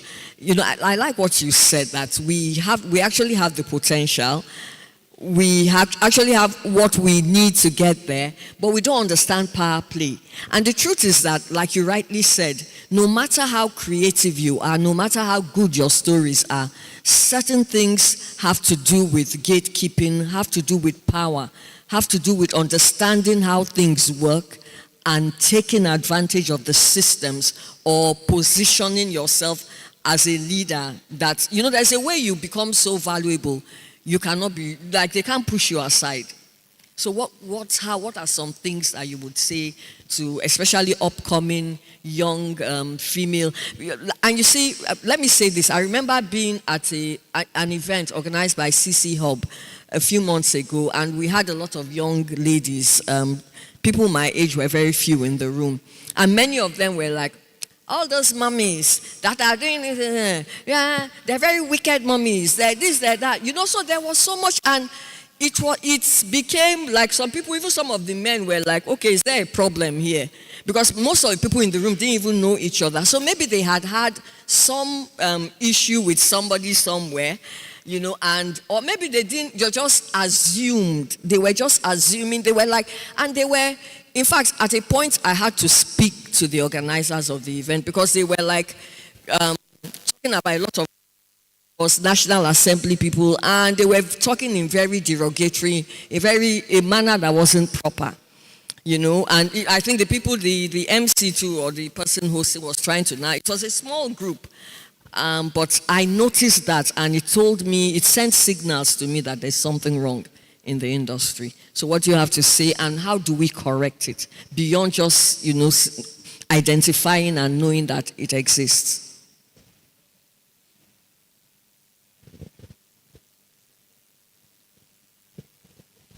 Hello. Thank you. When you started to talk about that, if you noticed, I chortled, and then I couldn't just keep it there. I had to laugh. And the only good thing is I couldn't laugh in vernacular, at least. So I'm becoming more refined. Okay. I think first and foremost, as a human person, you first have to lead yourself, then you follow yourself. There's nobody who's going to do this for you. Because if you do not find a leader in yourself, you probably don't even know who to look up to. And if you do not believe in yourself, you cannot follow, even believe in the things that you put out there, or what you want the other person to buy or believe or accept about you. Now, I think this has been a problem with the female gender.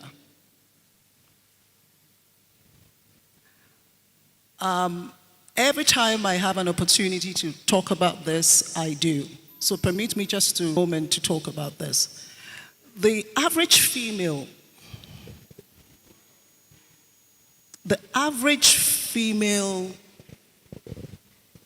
has some complex I don't know what it is. I think it's the way the average, I didn't say all women, the average female. So this behoves on you to rise above that. That means there must be a level of consciousness in you to be able to rise above those limitations. I call them limitations because they will always mitigate. They will always. It's in a room where I am, it won't work because I am not the average female. And this is not me being arrogant. Now, if the average female can begin to think beyond just being good enough to be admired by a man, her truth, her power will come to bear. That means she has gone inside herself to discover who she is, and then she's ready. Bible says that we should go out there and take dominion. And the Bible also says that he made them male and female, and he blessed them both. There is no man that is bigger than I am. The only man that I can submit to is the man I call husband, not just any man sitting here, regardless of who you are. Because I believe there's something about me that you should look up to, or you should, in turn, respect. Now, the average female looks at herself as every man here or any man here is potentially a boyfriend or a husband. So she plays into that gallery. It's a mental thing. Whether you like it or not, it's a mental thing. If you look at it that we're operating as contemporaries in a level space, level playing space, I'll bring it on. I will bring it on. But if we keep looking at ourselves as, oh, we have to be handed whatever, like the crumbs, I'm sorry, we're never going to be able to rise above where the average male wants to put us. Look, the average female is turbocharged. She's a womb woman. She carries the womb, and she's a man in a subsidiary of the male significant, if you know what I mean.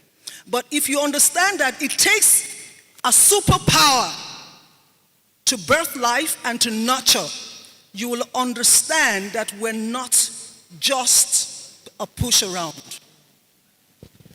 We will take our place in places of leadership only if we're able to recognize the potentials that we carry. I'll just leave it at that. Thank you so much. Thank you so much. So I think basically it's all about you. It starts from you. How do you see yourself? What value do you place on yourself? If you don't value yourself, it's very likely others won't value you. And if you don't, and maybe I should say this, if you cannot follow yourself, why do you think others should follow you? So if you can't lead yourself, why would you think or assume others can lead you? Thank you so much for that. So we'll move on. And the next question I would like to be finding out from you, Nadine. Let's come to Nadine. And have you ever faced any challenges due to stereotypes or barriers? Let me use this word, barriers, whether it's financing or in any area of your career, simply because of your gender. Do you think you have experienced, and if you did, most importantly, how did you navigate that? Because we have, like I said earlier, very accomplished ladies up here, and so for them to have gotten to where they got in what people a few years ago would say is a male-dominated industry, and we're seeing women, shining and doing well. So what do you think, or maybe I should rephrase it and say, what has been your driving force? So that even when you meet any obstacle, any barrier, what do you do to overcome them?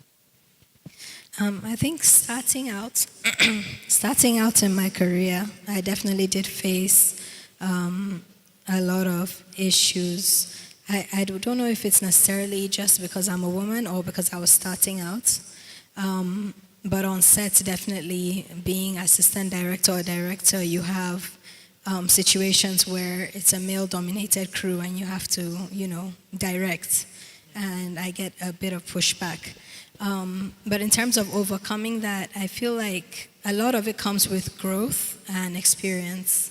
So over time, where I am today, I wouldn't say that my being a woman has brought me any obstacles in terms of where I was before. Because again, I think it comes to what she was saying about confidence and knowing who you are. So I know who I am, I know what I bring to the table. So when I come on sets, I demand that respect.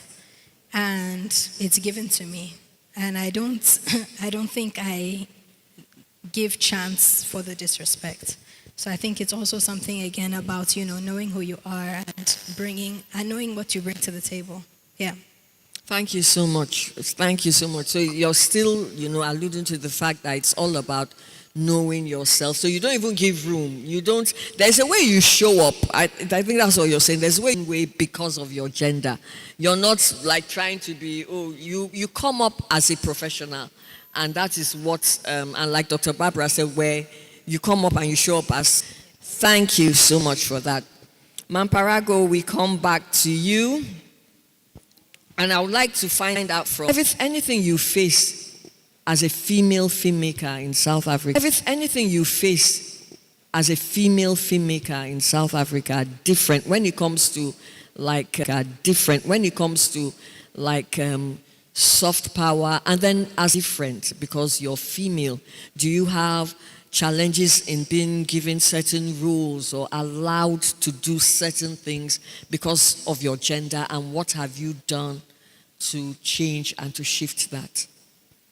Okay, I'm gonna start by saying I was a very shy person.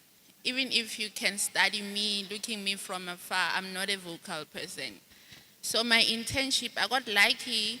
I got my first internship via NAVF, and I got a really cool person, a mentor that took me through my years in the film. She trained me to be a strong girl. So I looked up to her. So she would tell me, Guti, you please do not let anyone take advantage of you. So she's a strong person, and I really looked up to her. Until now, I still do.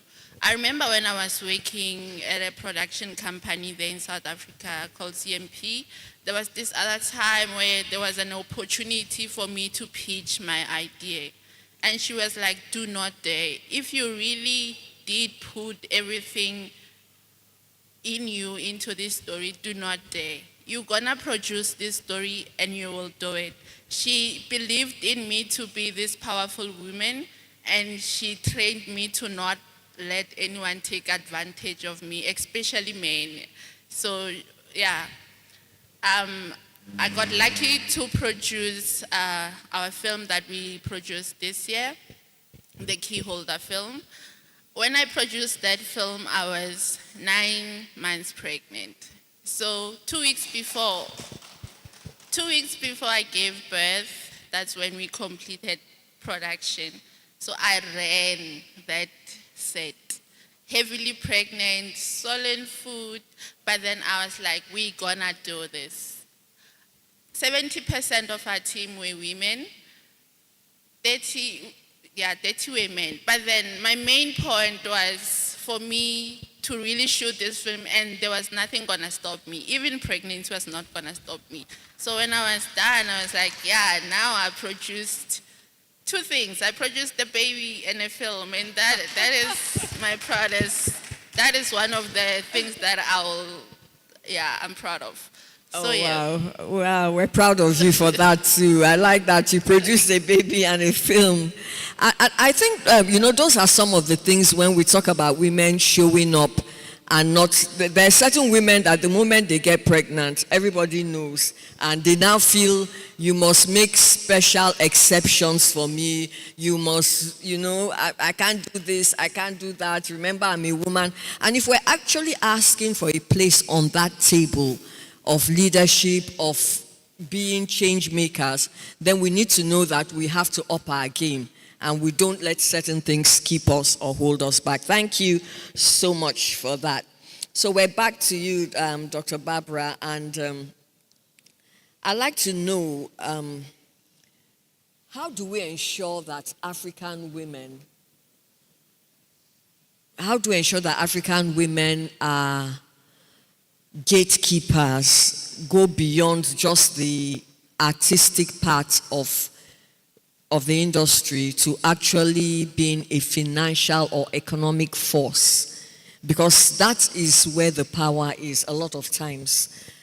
So how do we ensure that African women rise up and we see more African women as distributors, able to fund, just being big up there and playing, apart from being maybe story writers, producers, directors, and all of that, but they have that level of influence and power economically. Thank you. I think I must have touched on this a bit, but now that the question is more direct, I'll just quickly say that I hinted earlier about sisterhood. I think women, we need to put sisterhood as an agenda. It's very important. Not,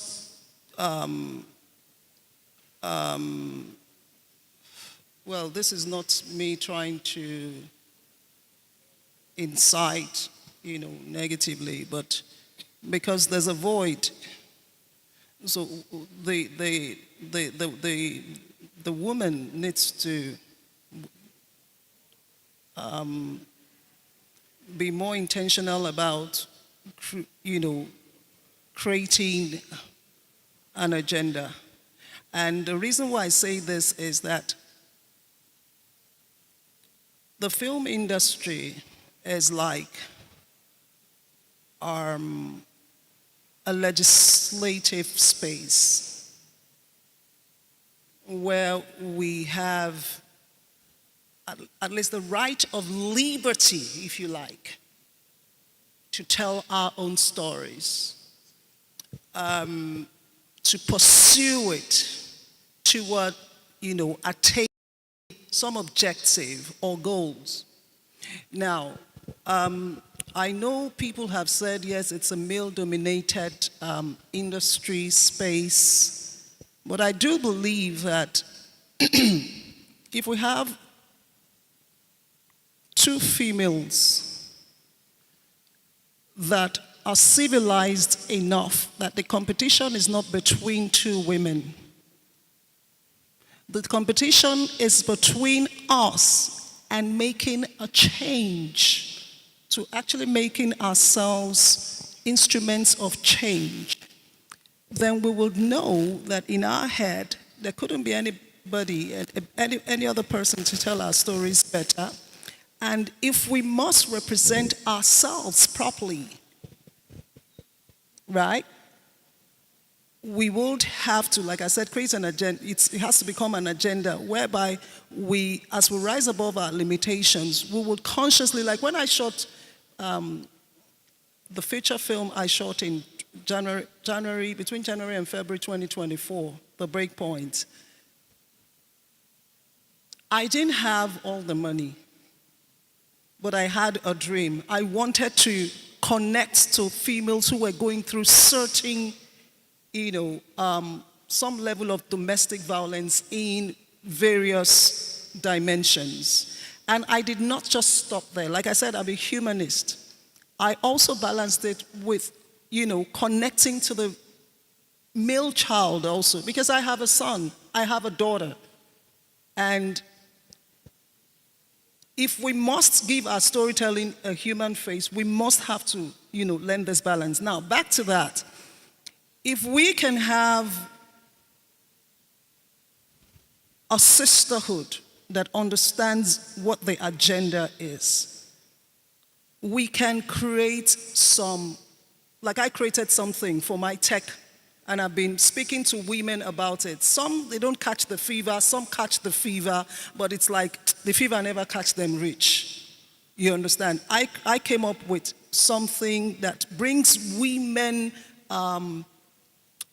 investors together. If you have like a cooperative investment forum, we can do this. We can be more conscious about doing this. Everybody, you have an equity share holding in the business. It is well,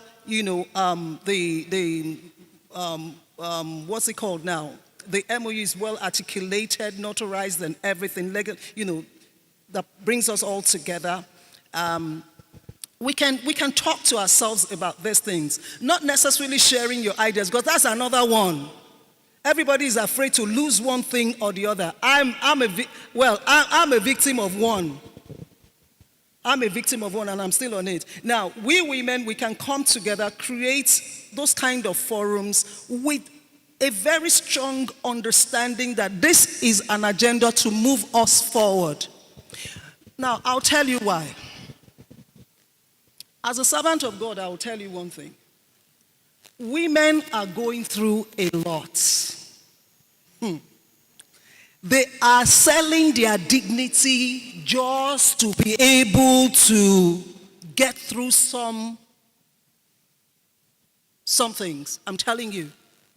But if we determine that between us, we're not going to allow this, we're not going to allow that, we're going to hold on to our dignity, we're not going to compromise our dignity, but we want to see ourselves making those strong decisions, seeing ourselves in boardrooms. If I have a big consortium, for instance, I'll make a conscious effort to empower more women, is what I'll do.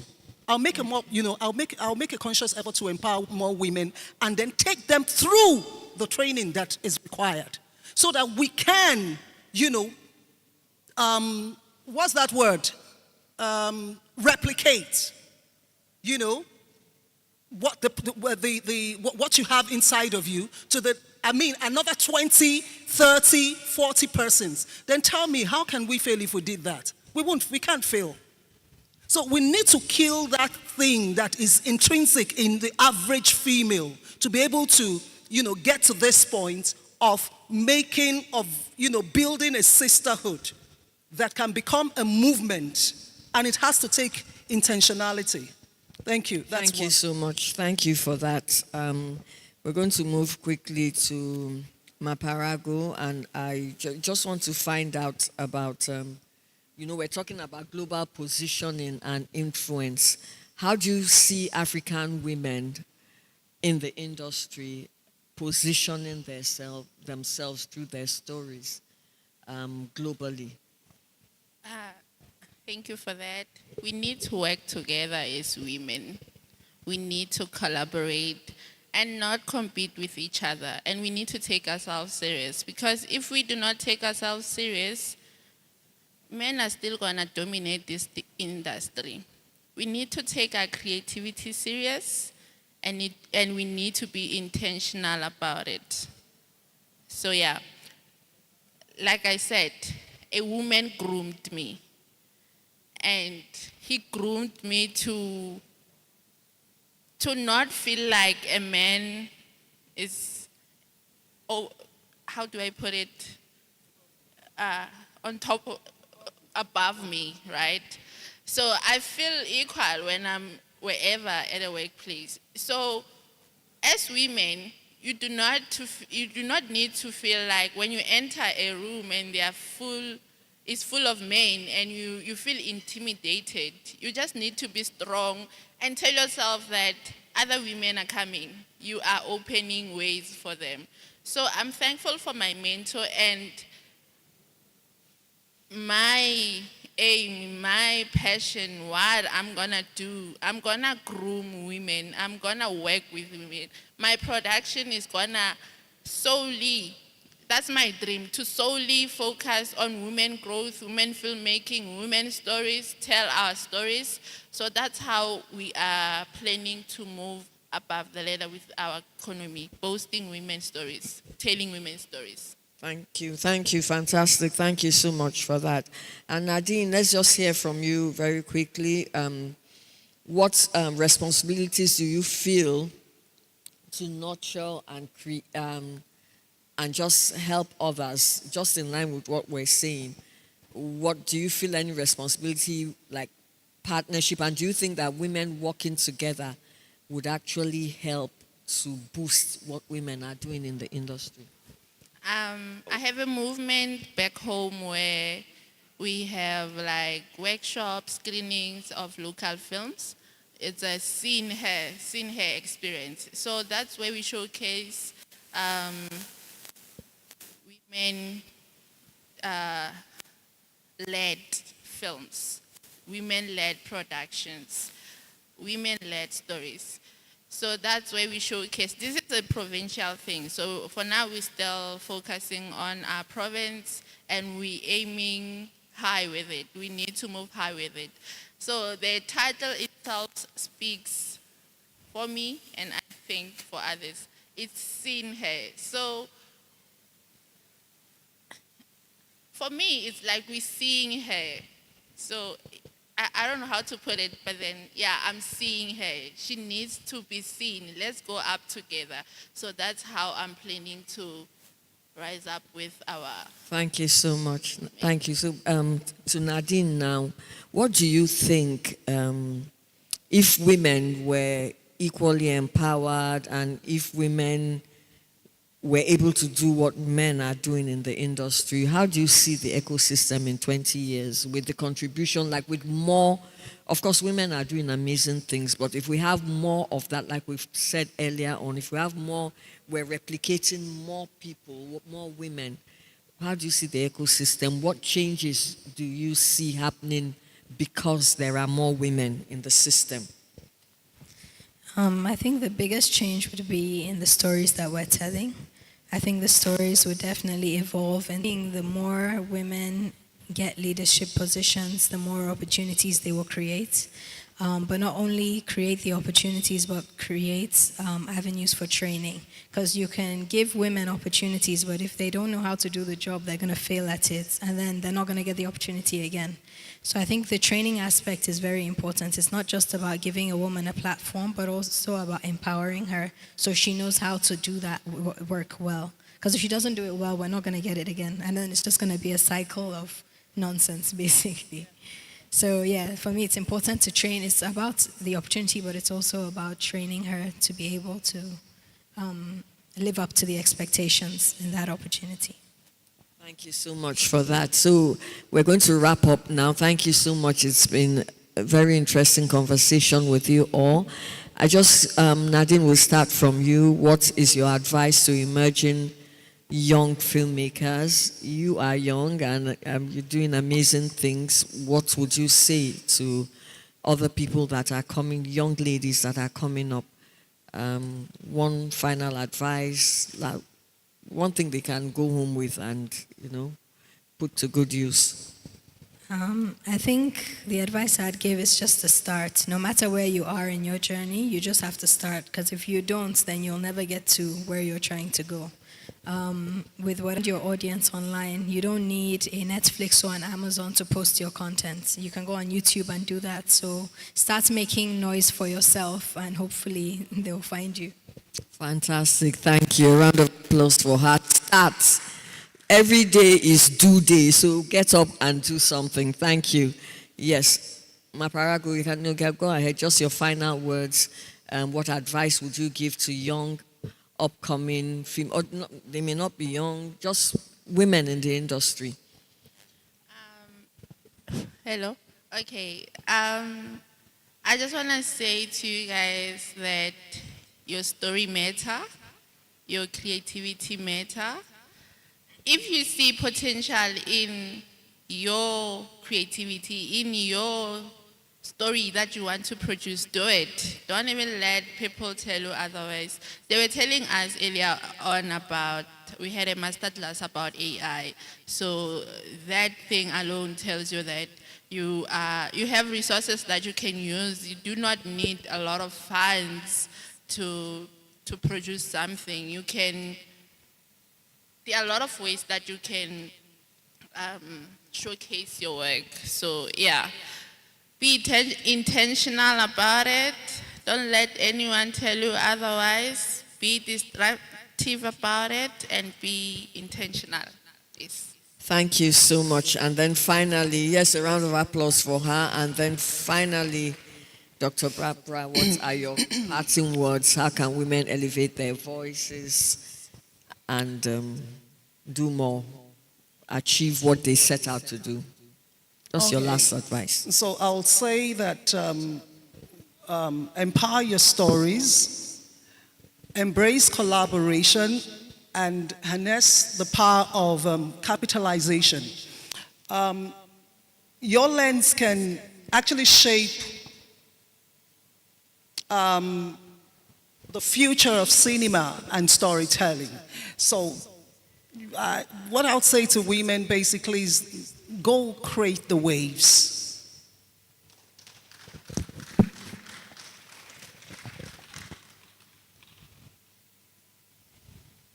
Thank you. Okay, thank you so much for that.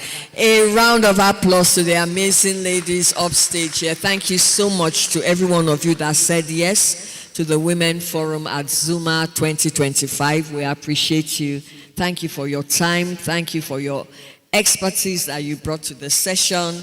And thank you for what you're doing beyond the festival and in the industry. We wish you many, many more wins as you progress in what you do. Thank you so much. I don't know if we have time for questions. Maybe you just one. Okay, no questions. Thank you, everyone. We'll just do a group photograph. Thank you, Mrs. Halima Oyelade and your panelists. Can we give them a round of applause, please?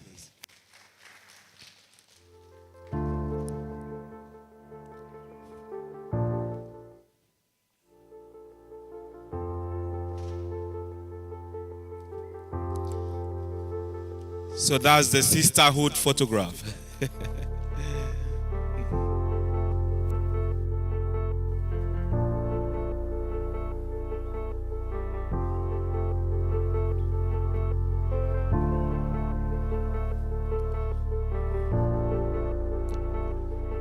Thank you for your time one more time. We appreciate that. And the takeaway there is that it is no longer time for women to be backbenchers. The time is now for them to take center stage, be at that decision-making room, and be part of decisions. Thank you, ma'am. Be part of decisions that will affect them in this business of filmmaking. We indeed thank you so much for sharing those fine experiences with us. And let me also thank all of you who have been seated patiently as the events for today unfold. Thank you so much. I would just like to let us know that we have an event at the Chinese Cultural Center here in Abuja. That will be coming after the next program that I'll be introducing. So you have that at the back of your mind, that we'll be listening to two prolific, renowned Chinese filmmakers who will be hosting a masterclass at the Chinese Cultural Center. But now here at this main auditorium, ladies and gentlemen, it is my pleasure to let you know that we have online two gentlemen who will be taking a masterclass on export-ready positioning Nigerian films for global markets. And they are joining us all the way from Iran. I'm proud to introduce to you these resource persons. The first one is Mr. Atta Mujabi. Mr. Atta Mojabi. He's joining us all the way from Iran, as well as Mr. Beruz Shoaibi. Mr. Beruz Shoaibi. So please, our friends at the technical end, if we have these two gentlemen who have been waiting online all this while, please let's share the screen as we are all eager to listen to them.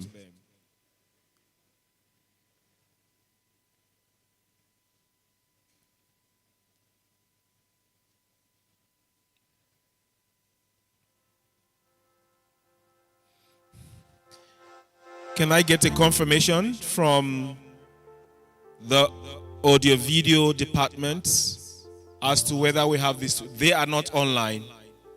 Okay, we should hold on.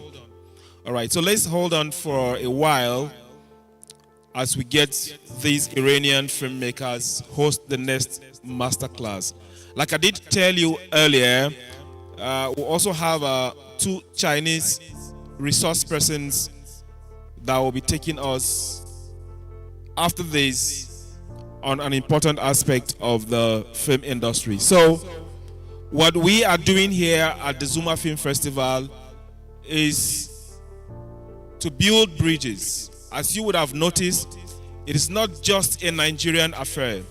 We are building bridges across continents so that we can harness the expertise, the experiences of not just Nigerian filmmakers, but persons from other parts of the world to make a unique and beautiful Zuma Film Festival for 2025. For 2025.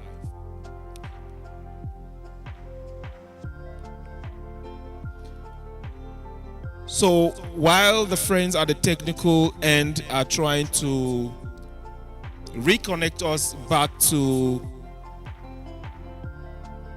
Mr. Atta Mojabi and Beruz Shoaibi,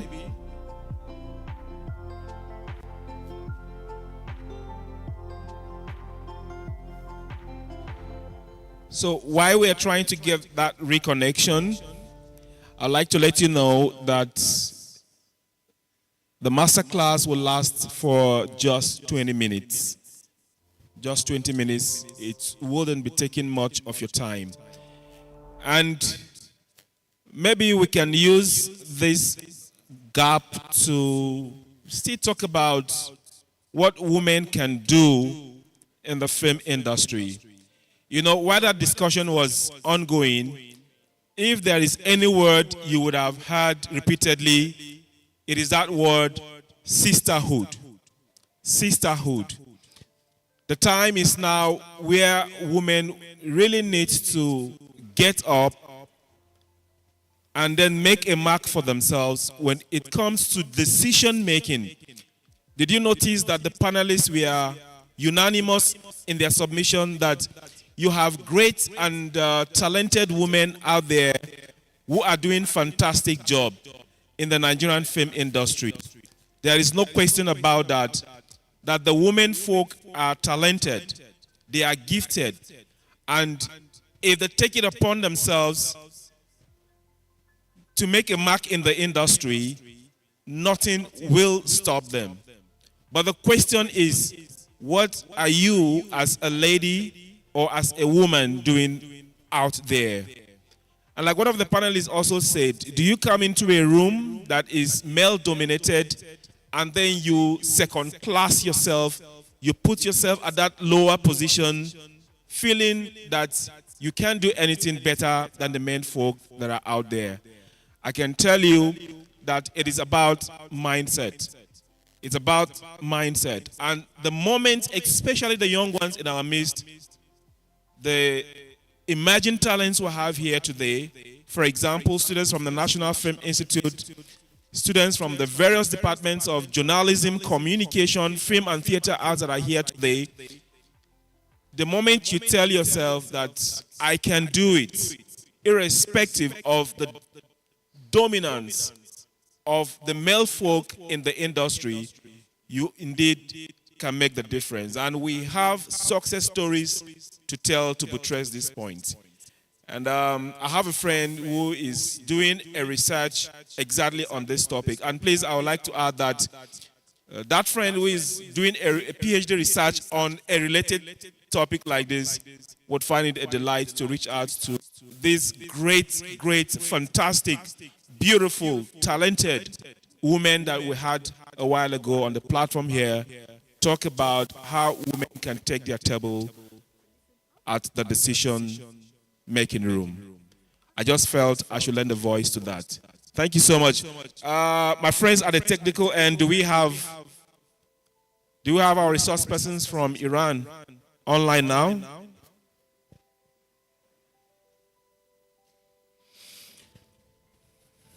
Okay.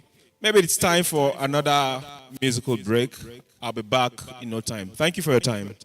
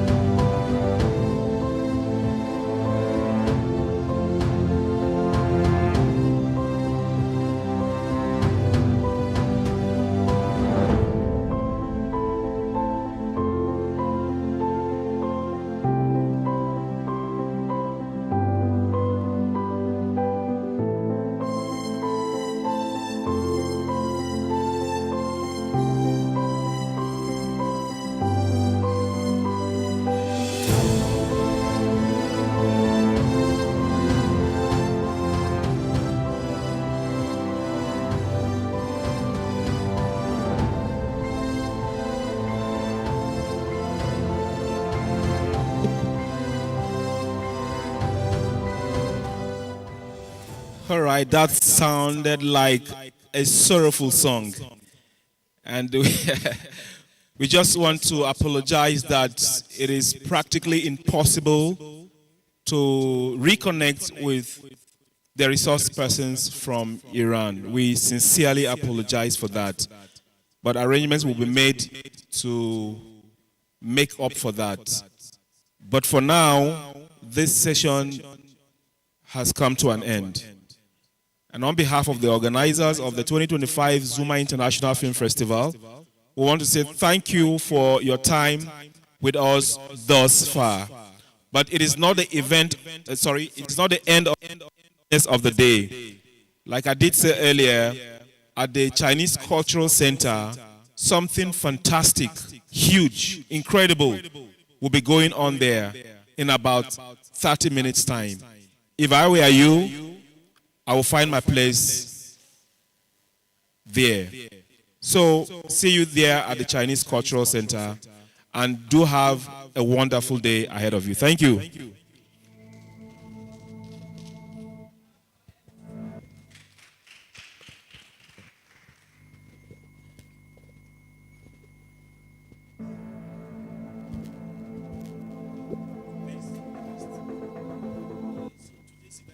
This video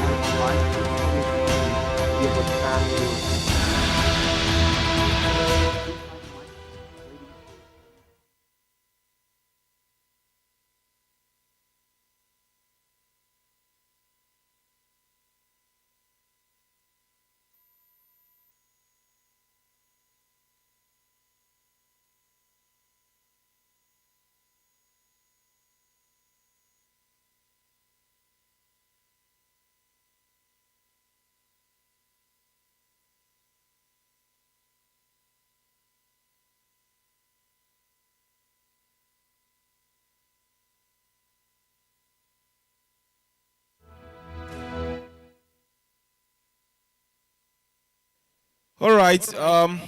Information reaching us is that our friends from Iran are here now. We will take them while we wait for the buses that will convey us to the Chinese Cultural Center. Yes. We have buses arranged that will convey us to the Chinese Cultural Center. In the interim, please, we can join as we have the friends from Iran have their master class. It will just last for a few more minutes. Thank you very much.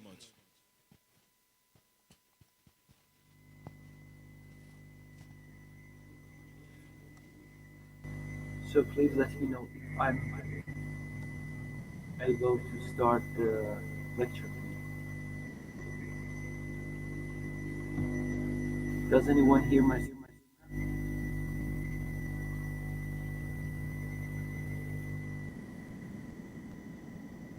Hello? We can hear you. Is there anybody out there? Yes, sir, we are here. Okay, am I online and yes. Is everything fine? Can we start? Yes, please, you are online. Try to project some more so that we can hear you better. Try to what? Sorry? Can you project, increase? Can you speak out a little bit louder? Louder, okay. Yes. Good evening, everyone. This is Atal Mujabi. I am Iranian filmmaker, screenwriter, and producer. Can you hear me now? Is it fine? Yes, we can hear you. Yes. Okay. I am International Affairs Director of the Iranian Youth Cinema Society and also Artistic Director of Tehran International Short Film Festival. Regarding the importance of these two institutions, it's enough to say that Tehran International Short Film Festival is the only qualified film festival by the Academy Awards in Iran, with a history of about 43 years.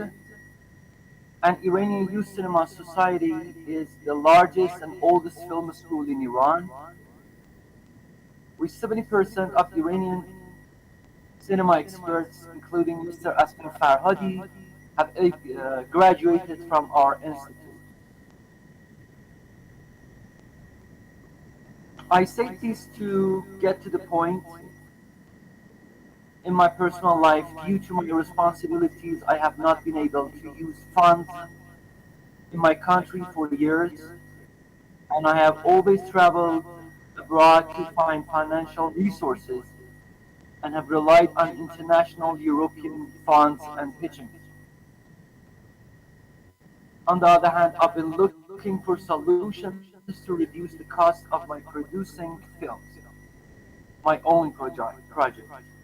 So what I will say in the next is my personal and self-thought path.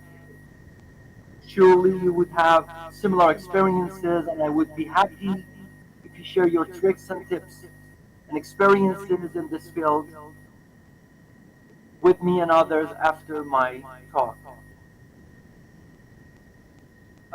If you are seeing my shared screen, you can see the title of this speech, which is The Morphology of Low-Budget Filmmaking. But before I begin, I want to start with something strange. I don't know if you've ever been on a diet to lose weight. I haven't either. But since I come from a family with a medical background, I have some experience with this. When you cut down your food to lose your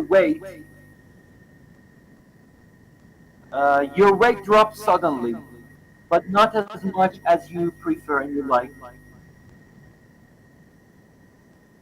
And somewhere in between, your weight stops and nothing changes. This makes people angry and they continue not eating. But what is happening inside of the body? Do you know? Do you have any idea? Here's the answer. Your body, which is frightened by this reduction in food, first burns fats, but then when it realizes that this process will continue, it invents a defense system. It starts to delivering, it starts not delivering energy and food to the more sensitive organs like eyes, ears, bones, skin. And I believe this is what happens in economic crisis to the more delicate and sensitive parts of the society. And I mean art and cinema. And what do you think is the solution for filmmakers and artists like us to continue their artistic life?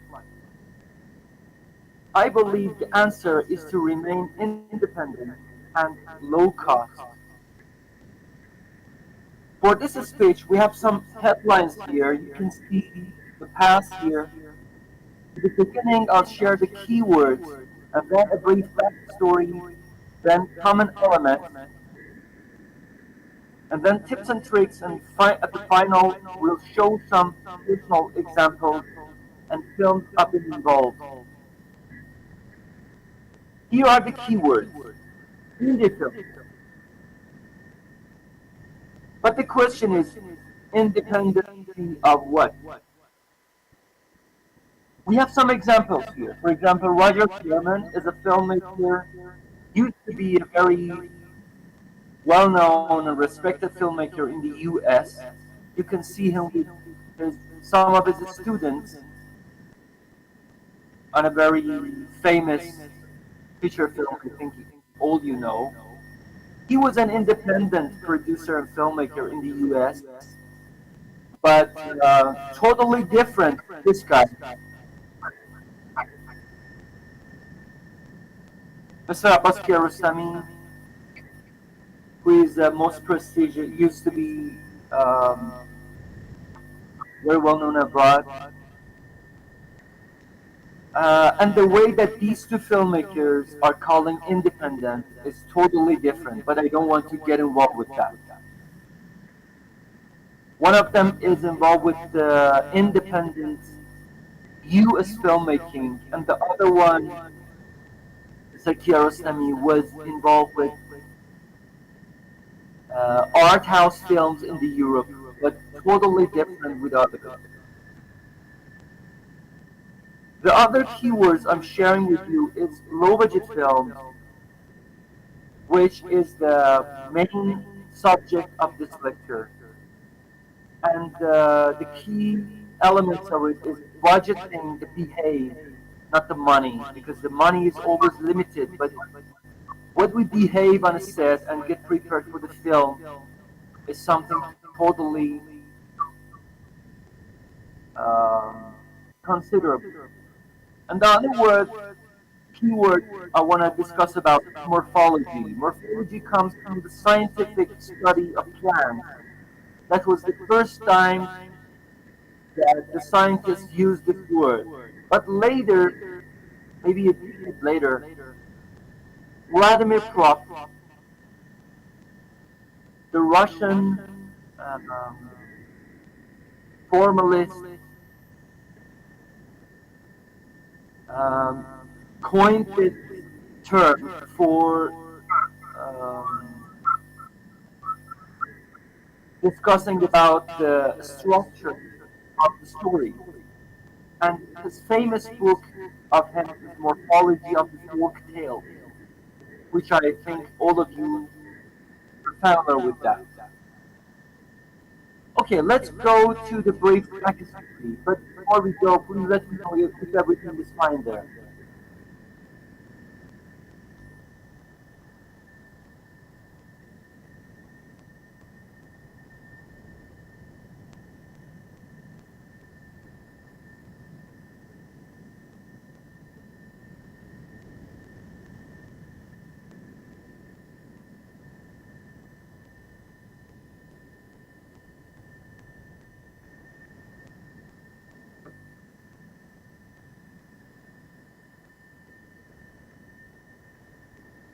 Hello.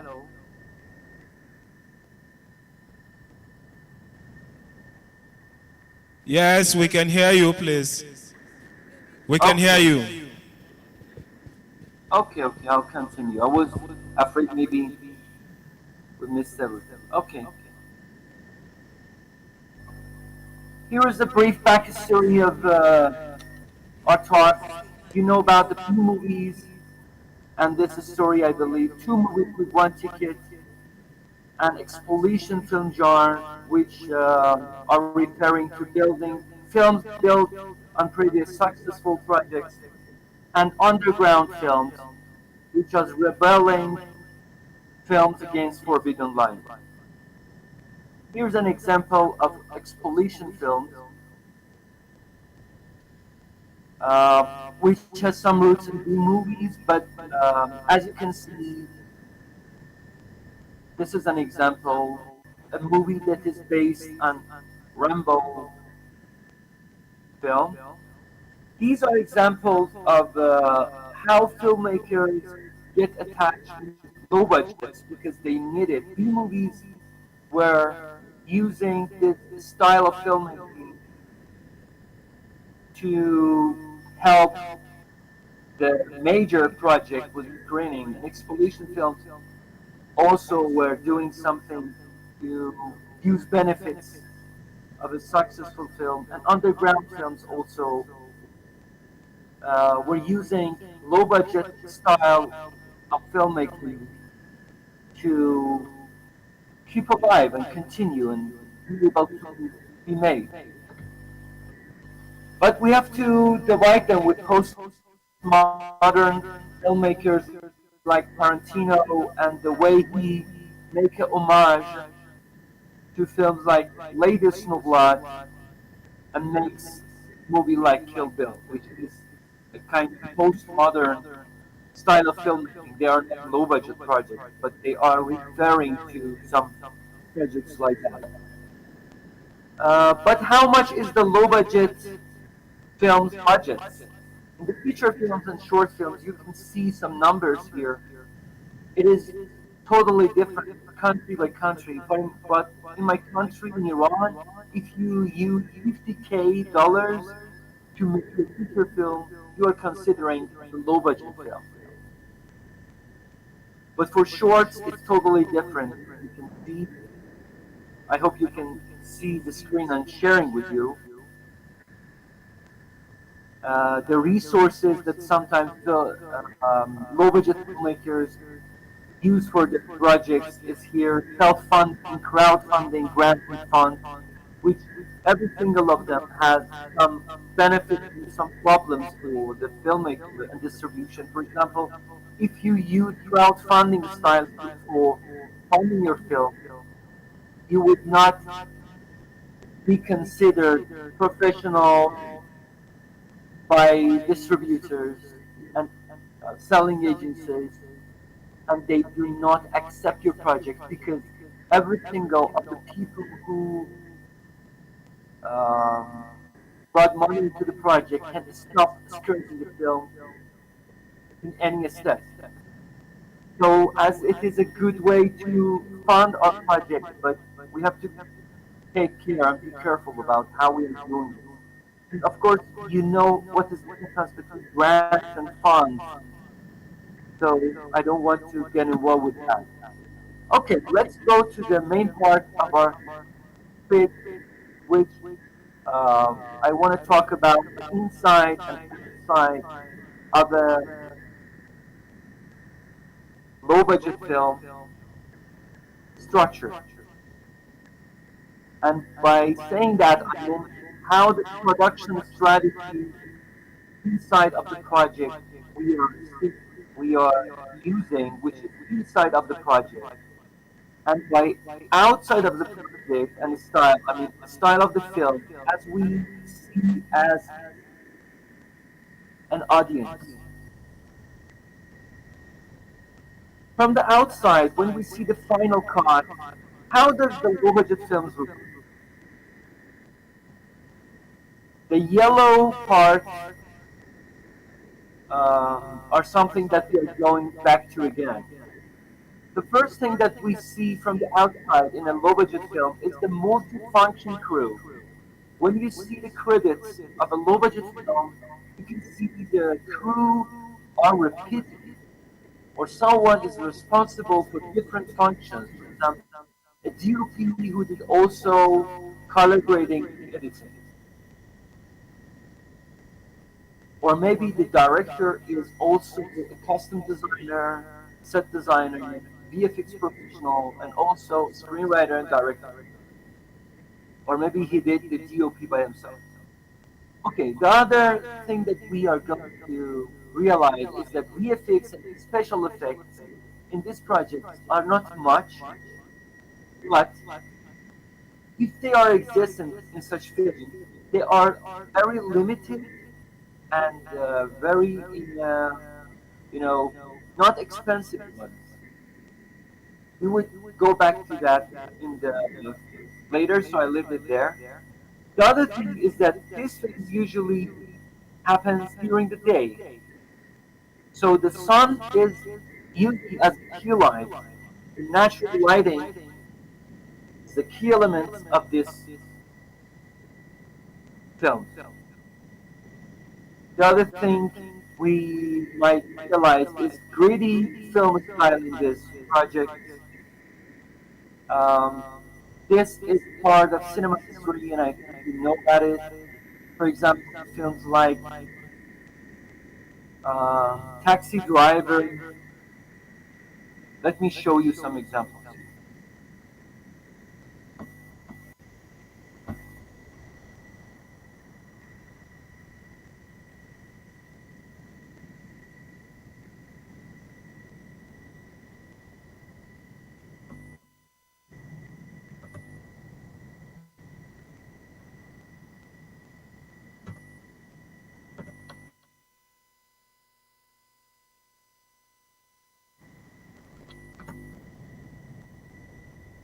Okay, with a simple search, you can find gritty films are films like the list that you are seeing are using the aesthetic of the poverty in the film as a style. So this is one another element you might see in this film. The other thing that we can see is log lines, special log lines that we have. Very simple, very full of thought and interesting. We would go back to that again. The other thing is no major companies are sitting in the title of these films. Also, locations are limited in this film. The low budget films usually do not have plenty of locations. Also, the characters are limited. There are not plenty of characters in this film. So, in the summary, guerrilla filmmaking style is something that low budget films are using. This is a style that someone takes more independent approach on filmmaking. Typically use professional equipments and techniques are not using here, and underground aesthetics are using. Okay, let's go inside and see when you go to set up a low budget film, what would you see? The most important and maybe the first thing you realize is possessive pronouns. As in this kind of films, experts have not been hired. They are contribute. They do not say your film. They are saying our film. All of them consider this project for themselves. The other thing is pre-production and realistic pre-production is very important part of this film. So everyone are conscious and pragmatically and as clear as possible try to accurate their estimation about the film. The other thing about these films, this kind of films, is pocket contents, which is important part of these films. These films usually have their scenario based on what they actually have, not based on their mindsets. I mean, the screenwriter and director usually start their journey and writing scenario by asking this question: what do we have in our pockets, and how we can really make this film?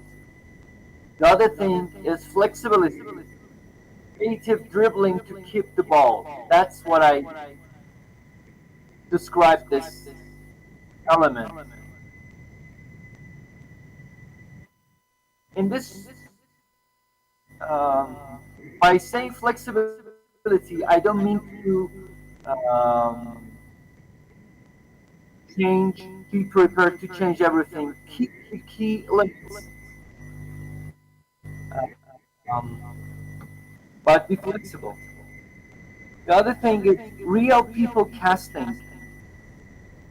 In low budget films, we usually cast not stars, maybe young, talented actors, or real people to play their own roles, which has some benefits, and you have to be careful about side effects of this decision. For example, in casting, you have to be careful about not searching for the ability, but be careful about presence and energy of the actor and the guy you are working with. And there are plenty of advices and comments on this. If you want, we can go back to this. But let's go forward. The production values is something very important in this kind of films. If we say low budget films, it doesn't mean that we are going to make some cheap films that no one care about. The production values is something like shooting films in car, beautiful and thoughtful dialogues, crash scenes, and etc. But if we be clever, we can replace expensive choices like moving vehicles, for example, with a fixed car. When you shoot in a car, the audience do not take care, care if the car is moving or not. So you can keep the car stood still and shoot your film with and raise your production values. I hope I can explain what I meant. Okay, the other thing is location scouting. When you go on a set of a low budget film, you will see that they usually provide a checklist to check uh, basic elements of its location. For example, access to toilets, electricity, good place for have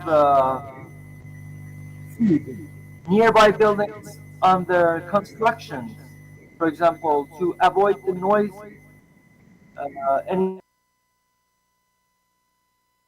very common in low budget films, or at least the director or the crew are using very close locations together, less than 2 kilometer locations all together. So actually, you're shooting in one area, so everything is comfortable and you can control. The other thing that you might realize in low budget films is this. Keep it simple. They usually executive and operational and create. They do not looking for trouble actually. The other thing is average age of the cast and crew in such projects. As you know, youngsters are more motivated, they spend less and have more free time. So if you are shooting a film, you have to take care about the responsibilities of the people you are working with. If you are working with a guy in my age, or maybe 50, 60 years old people, they have some duties to do, and they cannot share their time with you. But uh, that's why low budget films usually are the first step of and debut films for their cast and crew. Okay, the other thing, capable unlimited specialists. Uh, DIY or do it yourself is the keyword in these kinds of films, and it leads to multifunction crew, which I said earlier. Okay, the next is not expensive special effects, which I said earlier. The need to know what is cheap and what is not what is expensive is very important for you. Okay, am I online?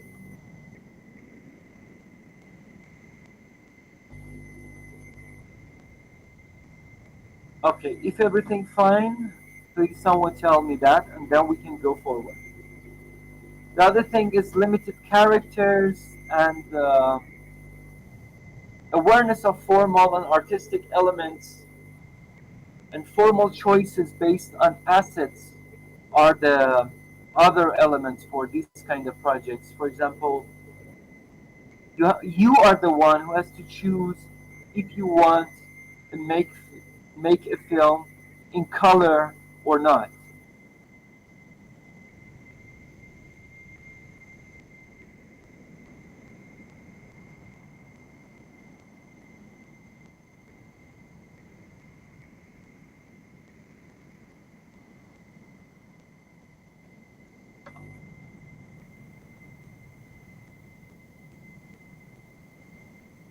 Okay, may I continue?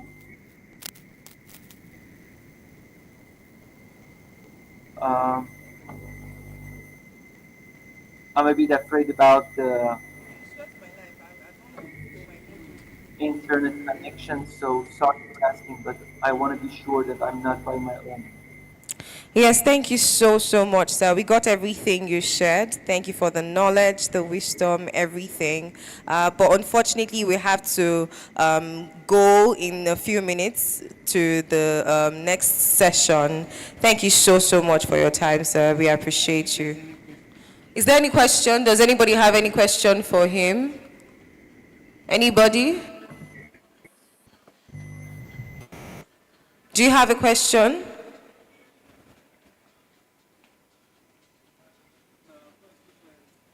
Okay, so the audience is saying your session was well understood and they appreciate you for your time. Thank you so much. Anyway, I did not finish my speech, but I understand that you have a very busy schedule, so it's okay.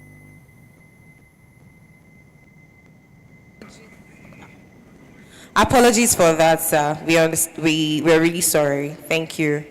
Thank you again.